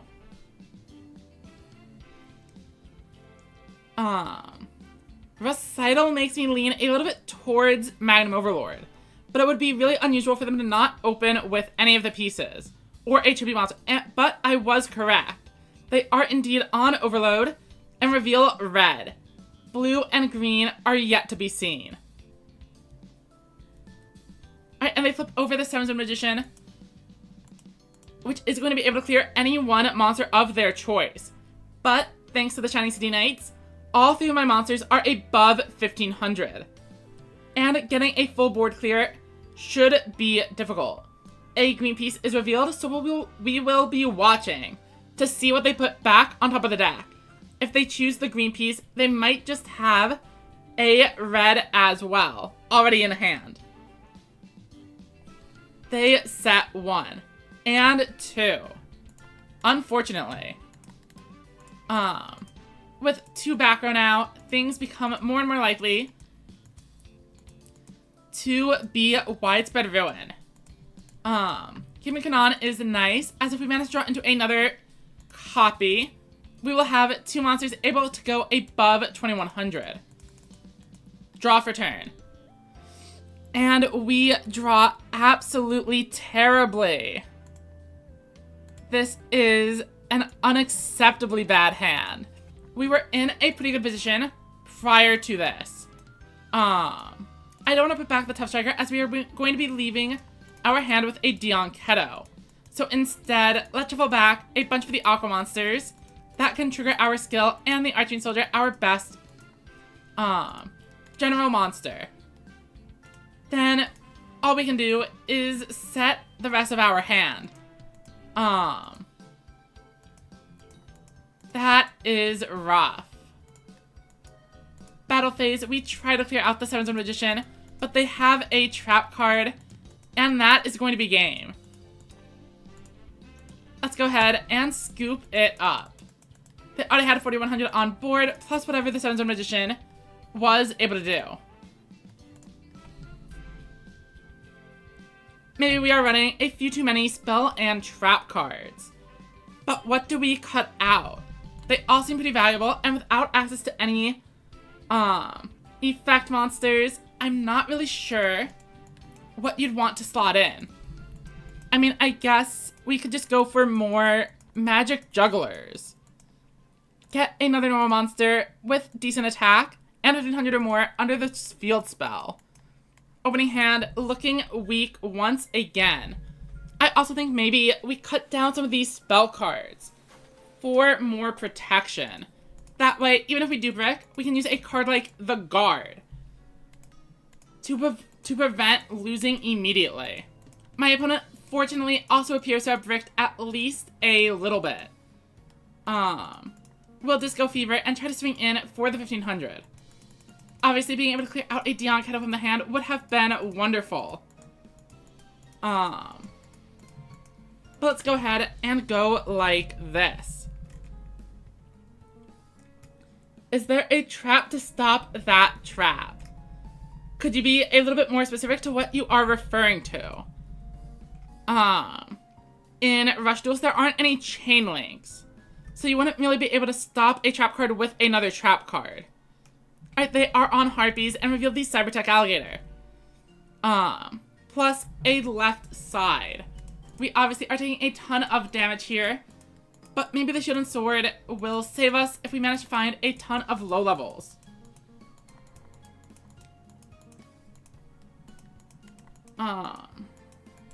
The Widespread Ruin, you can stop it with your spell trap removal, but that is the best that we have. I'm gonna go with the Shield and Sword to try to get in for as much damage as possible and maybe make them think twice about making an aggressive play.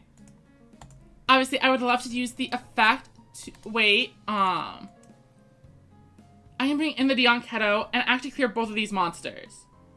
But a 2600 is 1400. A middle piece would end the game on La Moon. But I think I have to risk that they don't have, but they do have a monster. They end up with 3 cards in hand last turn. So we know they have another boss already on deck. So unfortunately, I think I do need to go this way.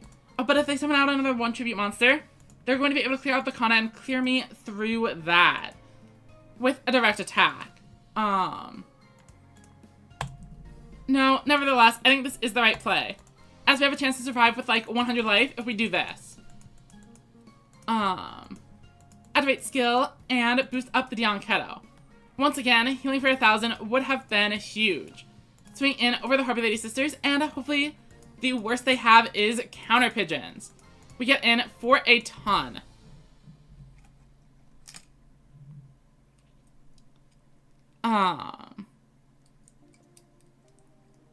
But unfortunately, we don't have any trap cards. And even the Talismanic Seal Array was not live. Is there a way to destroy a trap with a monster effect? Dragonic Slayer is the only one in Duel Links. There are a few other cards that are able to do so that have not been released. We see HP to the Doomed, and that is definitely game.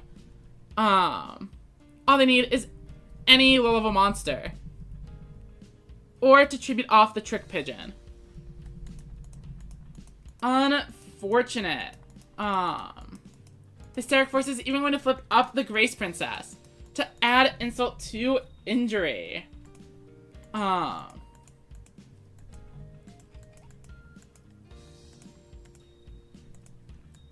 think maybe we should try out the Fire Dragons. But without Essel or Speedy Performer or anything else, I just can't really see it being that good. So let's go into here and try adding in some more trap cards. Prime candidates are the Guard or Recital. Recital's probably a little bit better. I'm gonna add in 2 of those. And then we can take out, maybe a Seal Array and the Dog. Unfortunately, we have to run 15 light Aqua Monsters. So we can't remove any of those.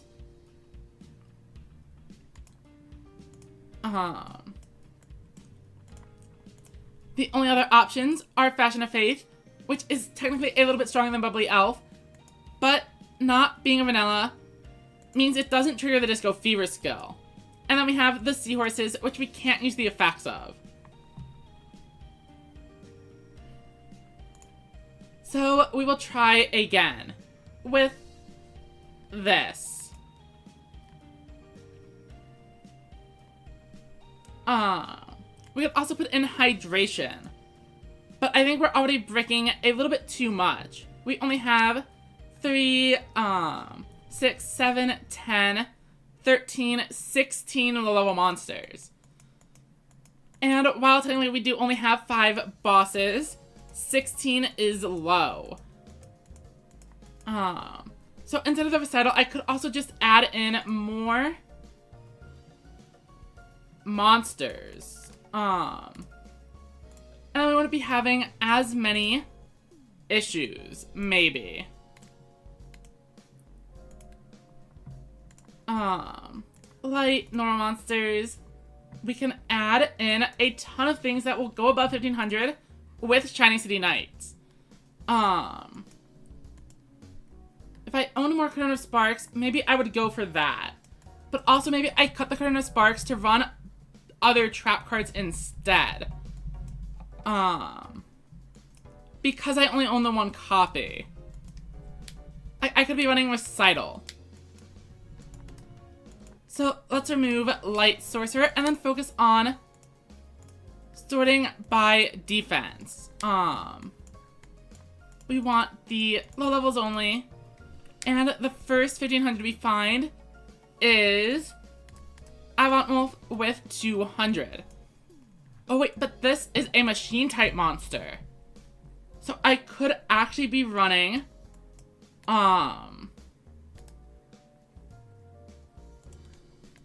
the Thunder Spark as an alternative to Current of Sparks that is live a little bit more often.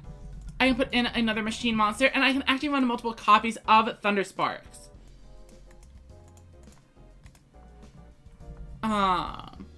So I could run a Worker Warrior over this and then put in 2 Thunder Spark. 1, 2, 3, 4, 5, 6, 7. So that's 8. We need to get 1 extra normal monster into the deck.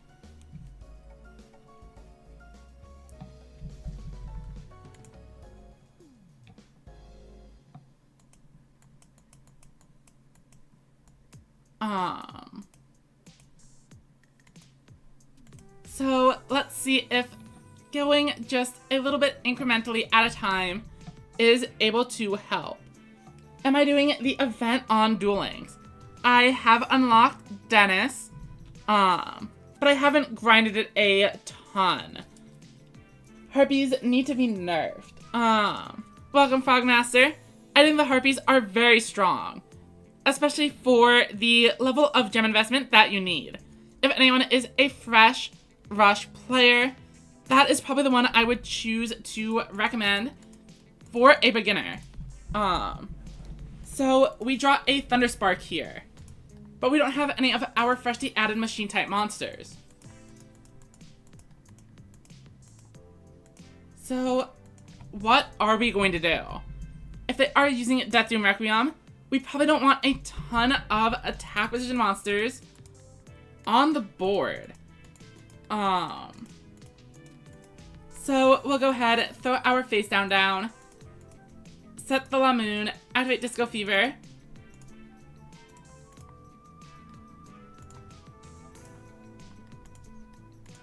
and start swinging in.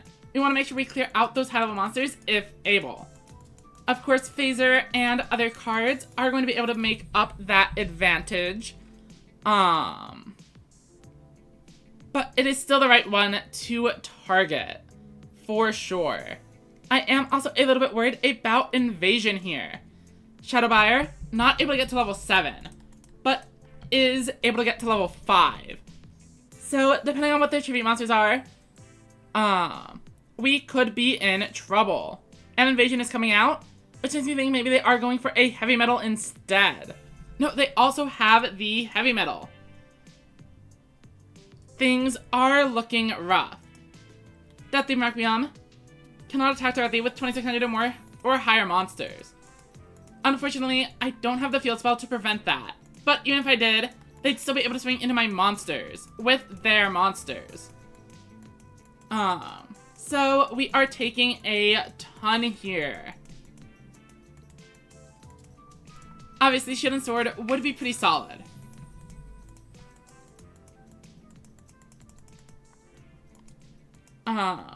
We managed to find the Shining City Knights, but since they have a heavy metal on board, I'm not so sure it helps us. Especially since we aren't able to actually clear it. Still, it is neutral, as long as we keep a monster of our own on board.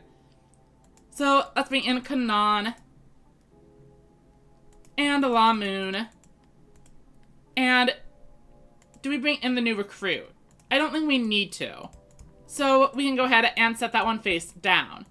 Activate the skill Disco Fever, boosting up our 2 monsters, allowing us to clear the non-heavy metal cards.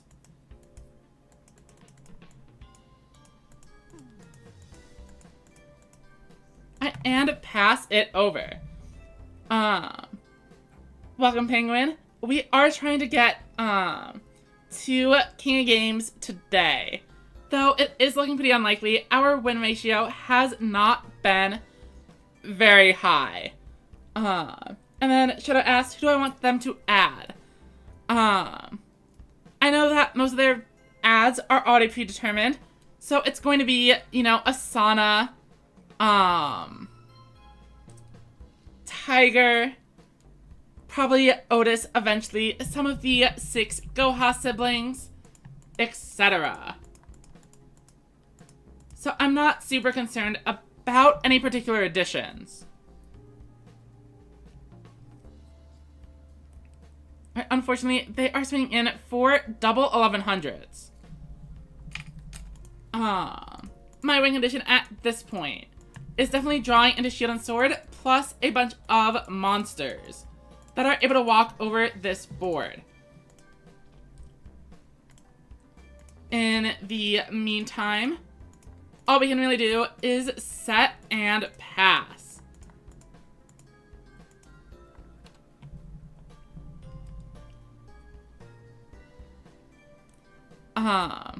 The characters that I would most want them to add to Duel Links are the ones that are already NPCs. Sabu Ramen and Noodlina and Yoshio.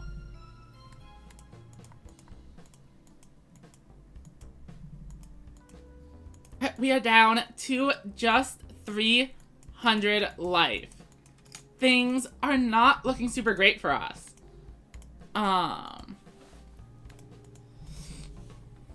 What are we able to even do here? Notably, even just summoning Death Doom ends the game because they're able to tribute off their monsters and then inflict burn damage.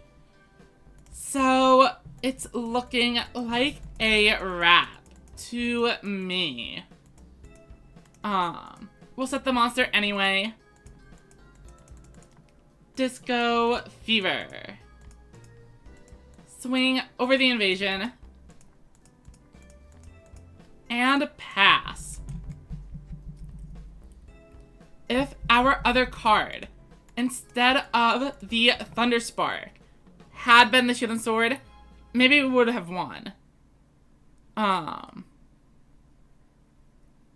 But Death Doom Requiem does end the game. I guess I could have held the Dion Keto and tried to go for another turn. Probably would have been the better play here. Alright, and enjoy your night. Doom Metal wiping me out. Send them over the nice.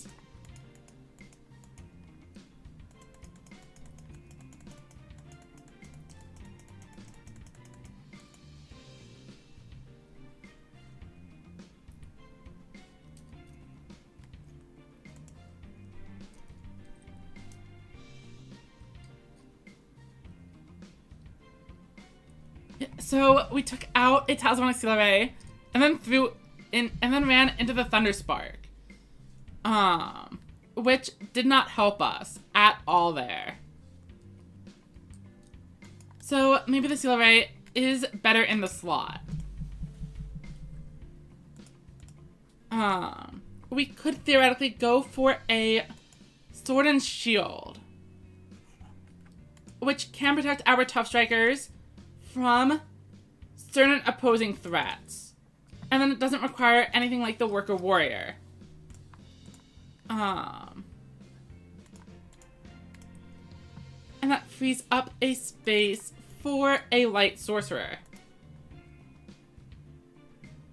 And we are down to just 8 Spell and Traps.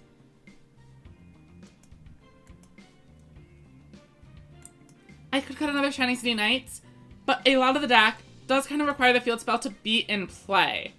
I could go for the third copy, but drawing into all 3 field spells is going to be awful. I wish there were a way to search it out, basically. But I don't think there is.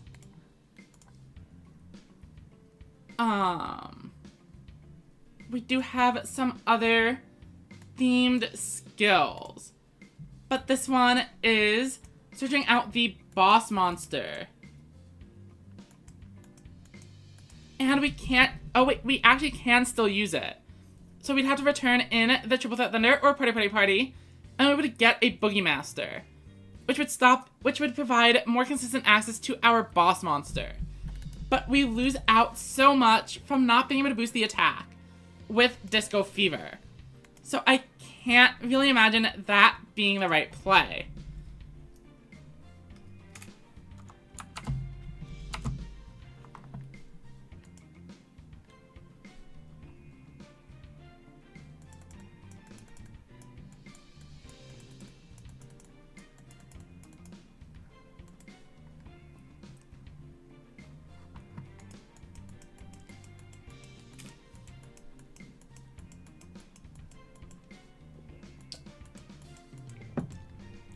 And we have drawn 2 boss monsters. Once again.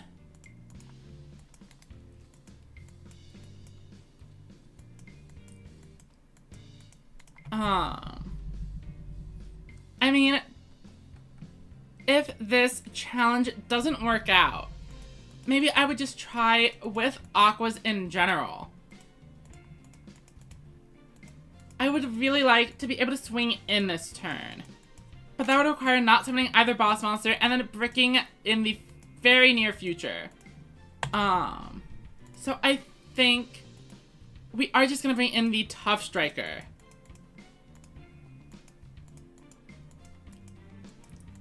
And it looks like they opened up with a Widespread.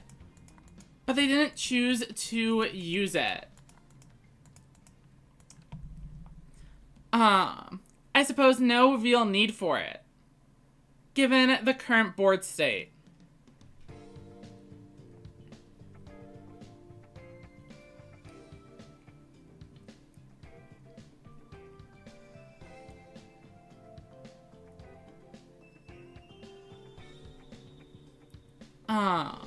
One phaser down, but we haven't seen any boss monsters. Shadow Buyer going up to level 6, enabling Heavy Metal and Invasion. But they are actually on a Growl. A rare sight in the Royal Level decks these days. But it is going to work here and remove that Tough Striker from the board.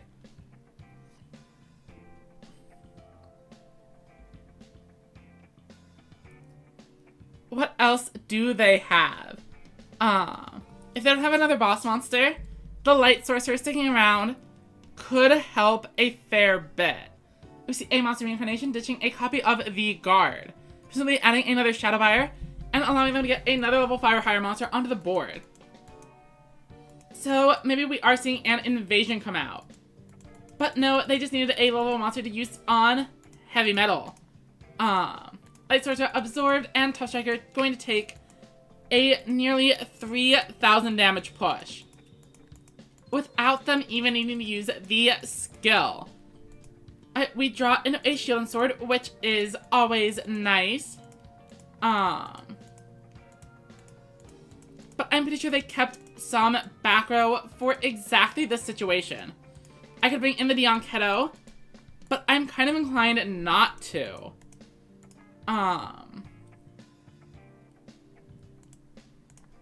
Because a Widespread Rune would just end me immediately. So let's Disco Fever, battle, and see what we can do.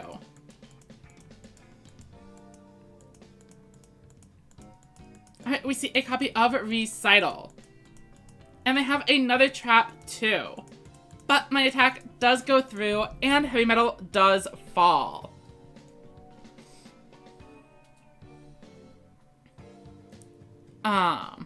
Better than having a standoff between Heavy Metal and Dianketo, I'm pretty sure. Alright, Cobalt, digging a little bit deeper. And Invasion is a little bit problematic here.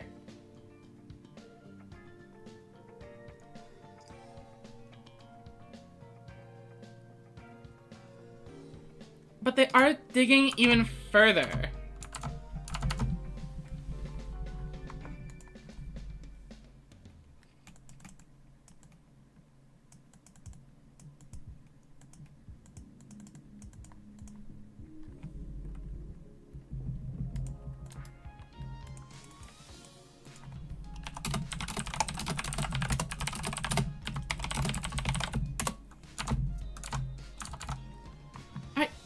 And they are ditching the Archfiend Soldier. They are definitely looking for high-level monsters.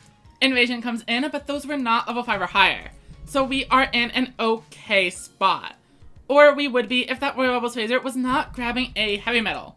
Presumably then going into the Doom Metal and swinging in for an exact lethal. And despite the Sword and Shield being on our field, if we had the Thunder Spark from previously, we would have actually been in a much better spot. It would have at least survived that turn. I think we're going to give it one more shot. As you can see, we have lost, I think, 6 in a row. So if we lose the next one as well, we will call it a night.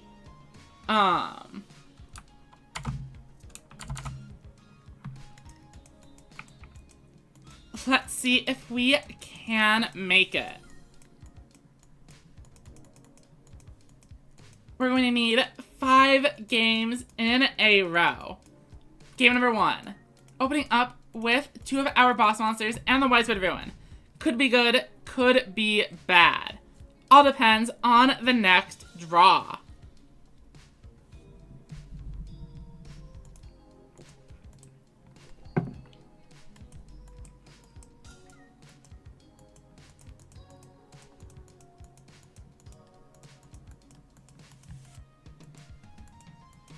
Alright, they are opening with a set 4. Pretty standard maneuver. As long as the face down card is not a Widespread Ruin, we theoretically do okay into the next turn. Maximum Ragnarok debuffs our Dion Keto. They bring in a boss monster, we widespread it, and we see where things go from there.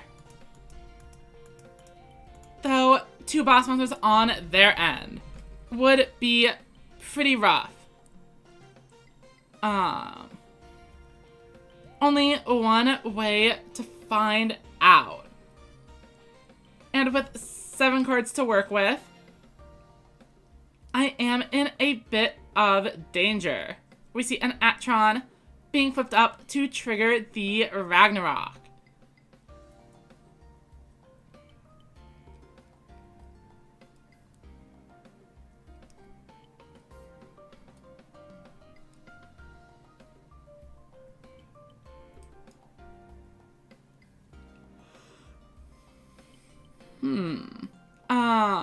Alright, so we do see Ragnarok, and now we're gonna reveal whether or not they are debuffing my monster or not.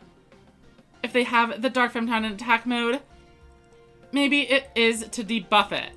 But alas, it is not. Though this could be a good sign. We see an Attitude Hydron. Are they going to tribute off the Dark Femtron for another monster? 2 1500s in attack mode. Seems like they might be getting ready to attack.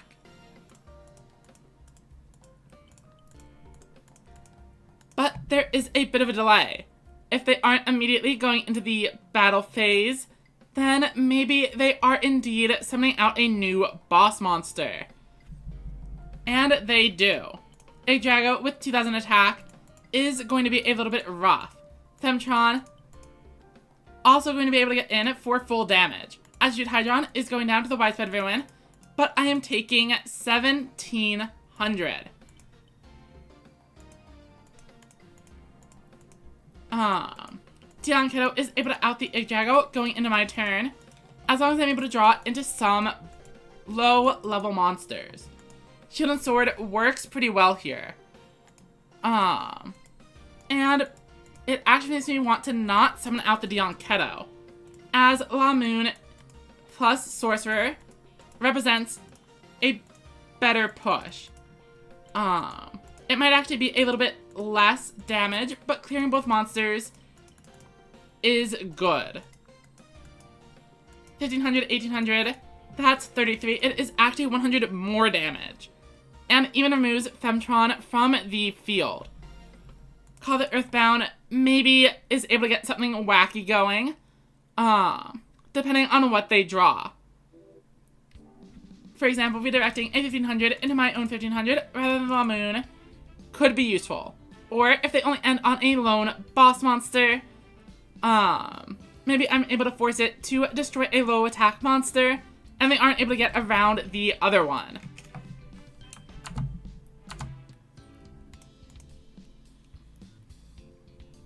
But Call the Earthbound, I don't think has been doing all that much for us. It is a tech specifically for Magnum Overlord, and it is still a one of we are forced to kind of draw into before they find the monster. So it is a pretty fair card to potentially be cutting.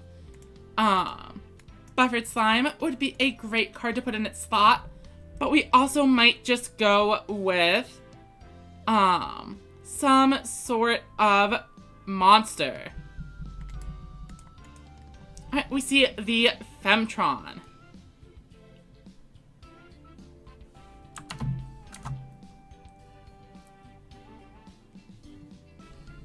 Alright, and and Maximum Ragnarok. Are they debuffing the Light Sorcerer or not? Will they bring in 2 more bosses? If so, it is pretty dangerous for me, as Call of the Earthbound is going to do nothing against a double Attribute Hydron board. But it looks like they might only have 1. Still, this is a little bit concerning. Femtron clears the moon. Attribute Hydron is a huge amount of damage as well. And they are even going to draw an additional card, as they have plenty of monsters in the grave.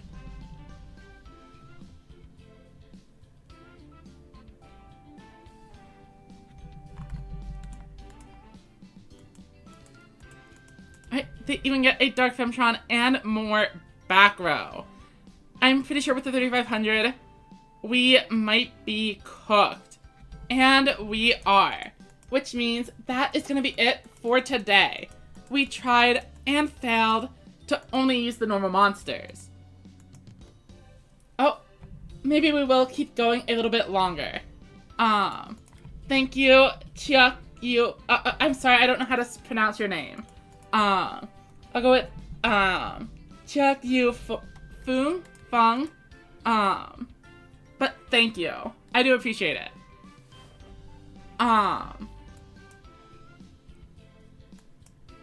So let's go over the deck and maybe give it another shot. I don't want to use no monster effects, but we know Call of the Earthbound has not been providing any real value.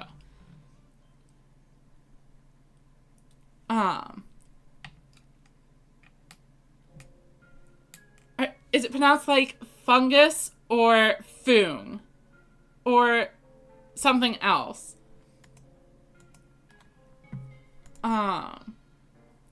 So I probably want more trap cards, but I don't have buffered slime. Guard could be useful as well as a bit of a substitute, but I'd probably go with Recital. Giving a monster on board seems like the best bet, especially when I'm stuck with these 1 boss boards. Oh, thank you for the follow. Oh, Rochi.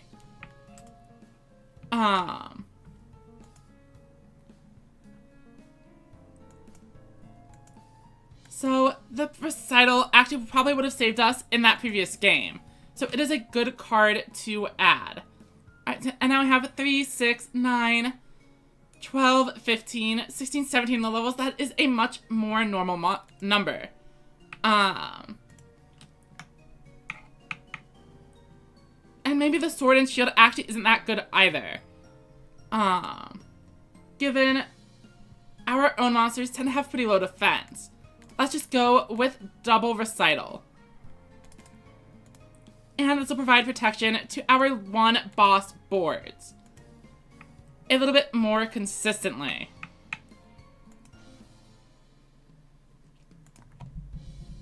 Alright, matching successful. Hopefully we're able to clear through some Harpy players. Alright, 49 Moth has reappeared. And it looks like we're up against Cybers. We are getting the first move. No trap cards.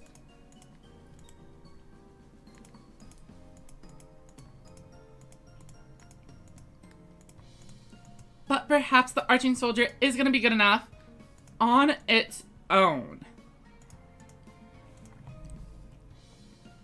I want to keep Tough Striker in hand. Against a Cyber stack, we know they're going to be able to debuff it pretty reliably.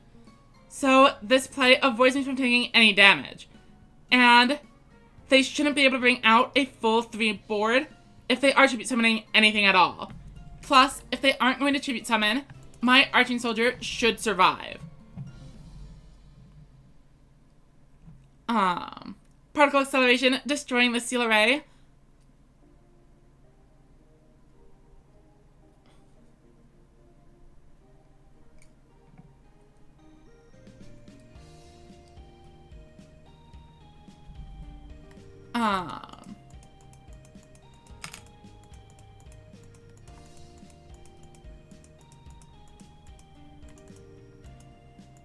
we draw into Shining City Knights, which is actually pretty strong here.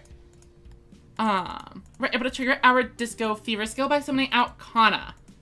Then we contribute off 2.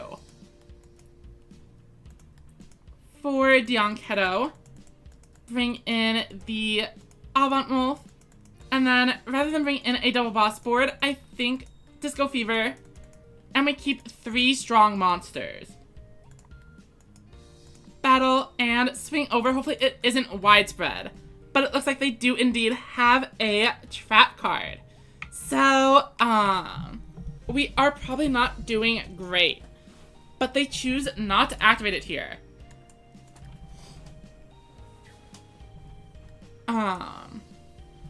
But it had to be against an attack position monster.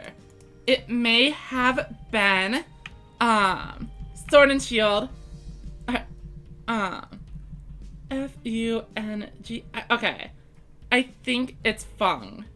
But if that is wrong, I'm sorry. Wait, oh, maybe I can find out online how to pronounce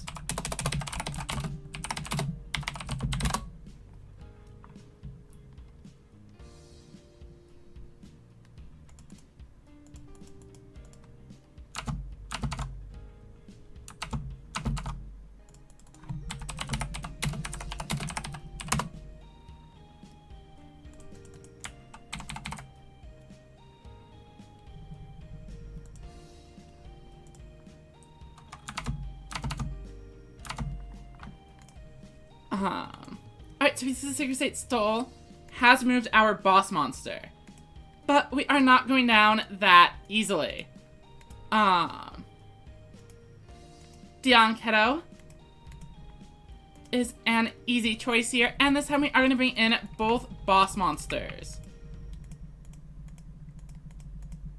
The Kanan summon will allow for Disco Fever. Well, actually, maybe we don't go for both. As we have a potential lethal line here. And having the third monster is relatively important for it. So now, even if they have a widespread ruin, we are going to be able to swing in with 2 pretty powerful monsters and seal the deal. Enter battle. Swing in, see what they have. And they do nothing to stop it. Kanan finishes the game.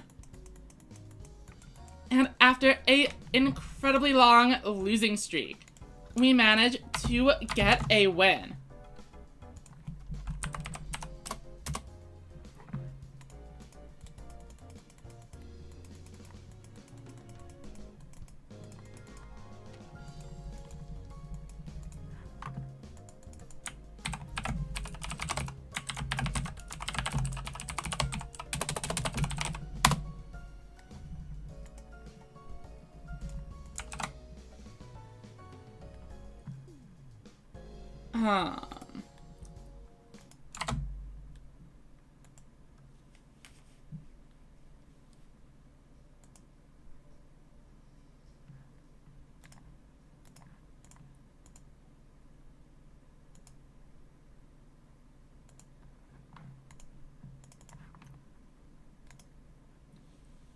Okay. We are up and we have 2 boss monsters in hand. So I feel like I am unfortunately forced to bring one in. I would like to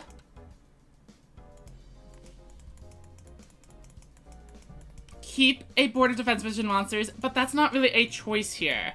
So we're gonna go like this and just kind of hope it works out.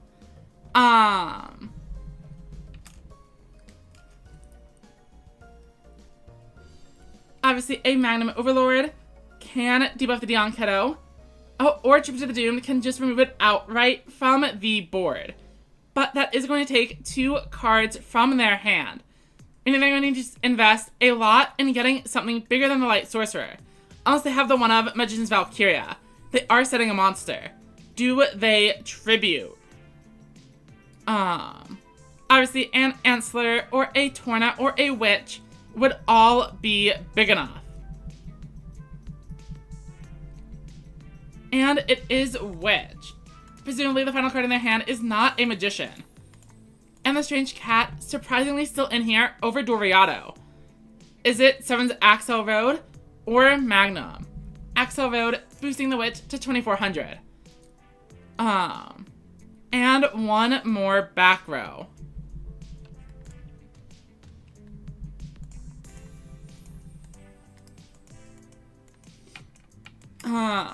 Surprisingly, not that big of a punish. Though had we set the 3 monsters, we would have been in an even better spot. So they would have been able to still maintain,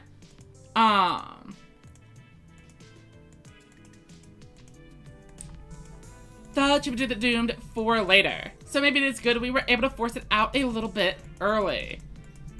Let's go ahead and bring in Kana. Activate the skill and boost it so we can play a round. Any widespread ruins and still clear out Witch. It is indeed a trap card. Curtain of Sparks. We still managed to survive and get in for a ton of damage.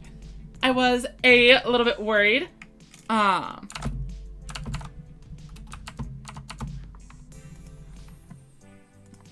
But the 500 debuff was not enough.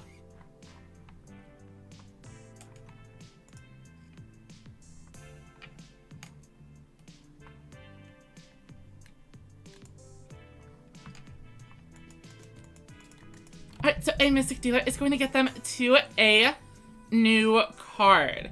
It is turn number 4, so a Witch at any point guarantees a Magician. But they are fortunately down one of their Witches already. A second Mystic Dealer, hopefully that means they don't have what they are looking for. I'm expecting them to discard a low-level monster as they search for Witches and Magicians. Light Sorcerer, a 1500. That is a little bit concerning, as I would expect the 1500 to be their other summon. What else is in hand? We do see the 7's Magician. But what else could they have? I think they need to have another low-level monster, or it doesn't make sense. Show me a Dark Sorcerer. Alright, Elemental Road, discarding a Splat. And they do have most elements. They are missing Wind and Fire. 2 back row. That explains it. Alright, Dianketo has been beaten over. But if we are able to draw into another Aqua Normal, we can get the Kanan able to trade with 7's Road. Alright, and we can do just that. Though this is a little bit concerning. 1 and 2. Really would like one more high level, or low level. Activate the Disco Fever. And then we know they're on Curtain of Sparks. So I think we try to crash first.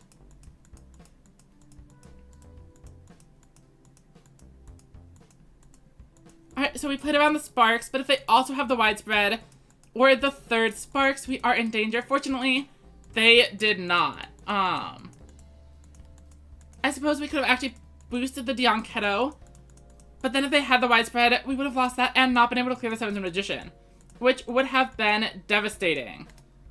But maybe it was better to play around it, as we would have been able to bring in a 1400 direct swing and kept both monsters around. Dark Sword Magician. Oh, and the Hammer Crush is what really seals the deal. I was gonna say the Recital could have blocked this attack.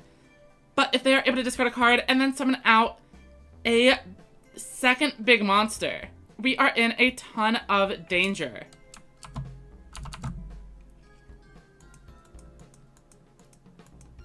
Talismanic Seal Array. Another bad sign.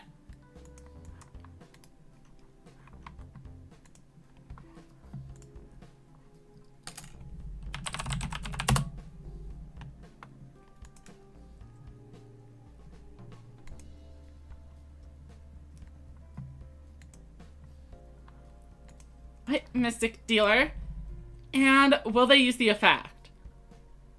Or are they just summoning another monster? Dealer, what are you ditching? Presumably not a 1 tribute. It is a light sorcerer, which would have been a pretty fine card to summon. Hopefully they drew into something dead. Or at least worse than the sorcerer. It is a defense position monster. Probably one of those strange cats from earlier. Interestingly, a shield and sword could potentially provide lethal over the Mystic Dealer. 2,500. And then, the remaining 600 from, like, a Kanon. But that is a little bit specific. That is the worst we could have seen.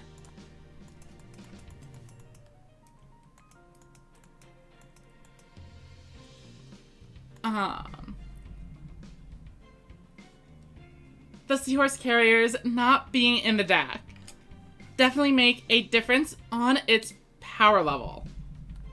Alright, so we see they have gotten into King of Games quite a few times. So we should be expecting a pretty competent deck. We're going to put out a Dion Kettle plus Avant Wolf, which isn't a bad start. But they have the full house. Our move, we get a Recital. Honestly, not too shabby. Though, with them already having 2 back row, I am a little bit concerned. For sure. Activate Fever, Boost, and Battle. Alright, they are on Thunder. And we are playing with no cards in hand. Hopefully we are able to get through this one.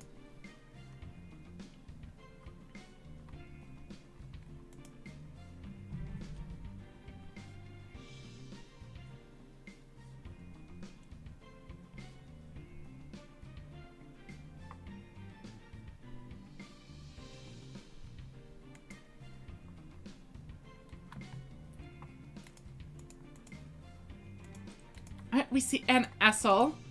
But they didn't mill a boss monster, which is what I think they wanted.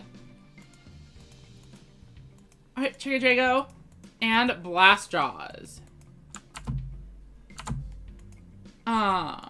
This is not as bad as it could have been.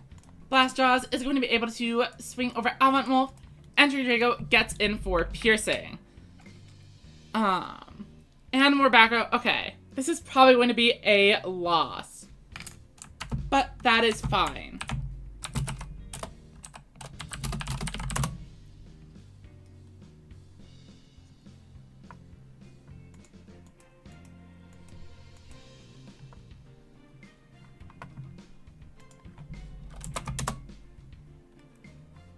Alright, Clapping Thunder does not provide card draw, as they only have 2 monsters on board. Overall, I'm okay with this. Obviously, it is a ton of damage, but I feel like we probably could have lost the game. So we are sticking around for one more turn. Another Trigger Drago would end the game if we play all of these cards from our hand. But they are down. I thought they had played 2 of them. But no. Did they shuffle them away? With what? Oh, Blast Draw. I think we just need to hope they don't get it. We need to use 1 Talismanic Seal Ray, shuffling away our 4 monsters.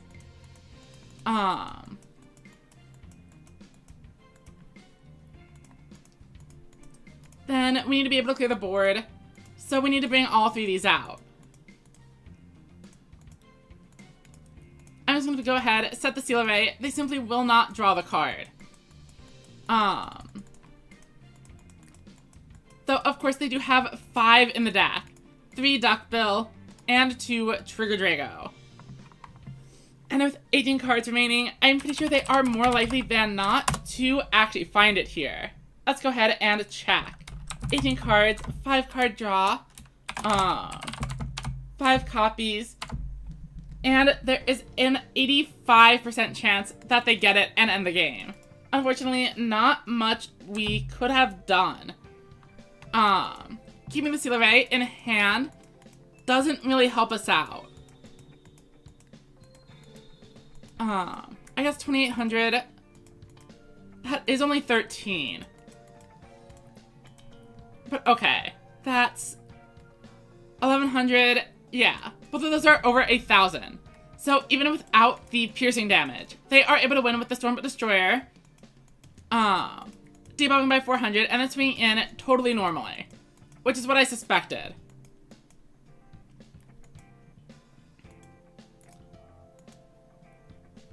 You can see that's 1,700 plus 9. So it would have been game either way. I will send them a nice, and I think that is going to do it for this stream. I'll come up with another deck for next time. Thank you everybody who showed up, and I hope you enjoyed the stream. We'll go ahead and see if there's anybody on Twitch to raid. Duel Links, anybody doing Rush Duels? I don't believe so. So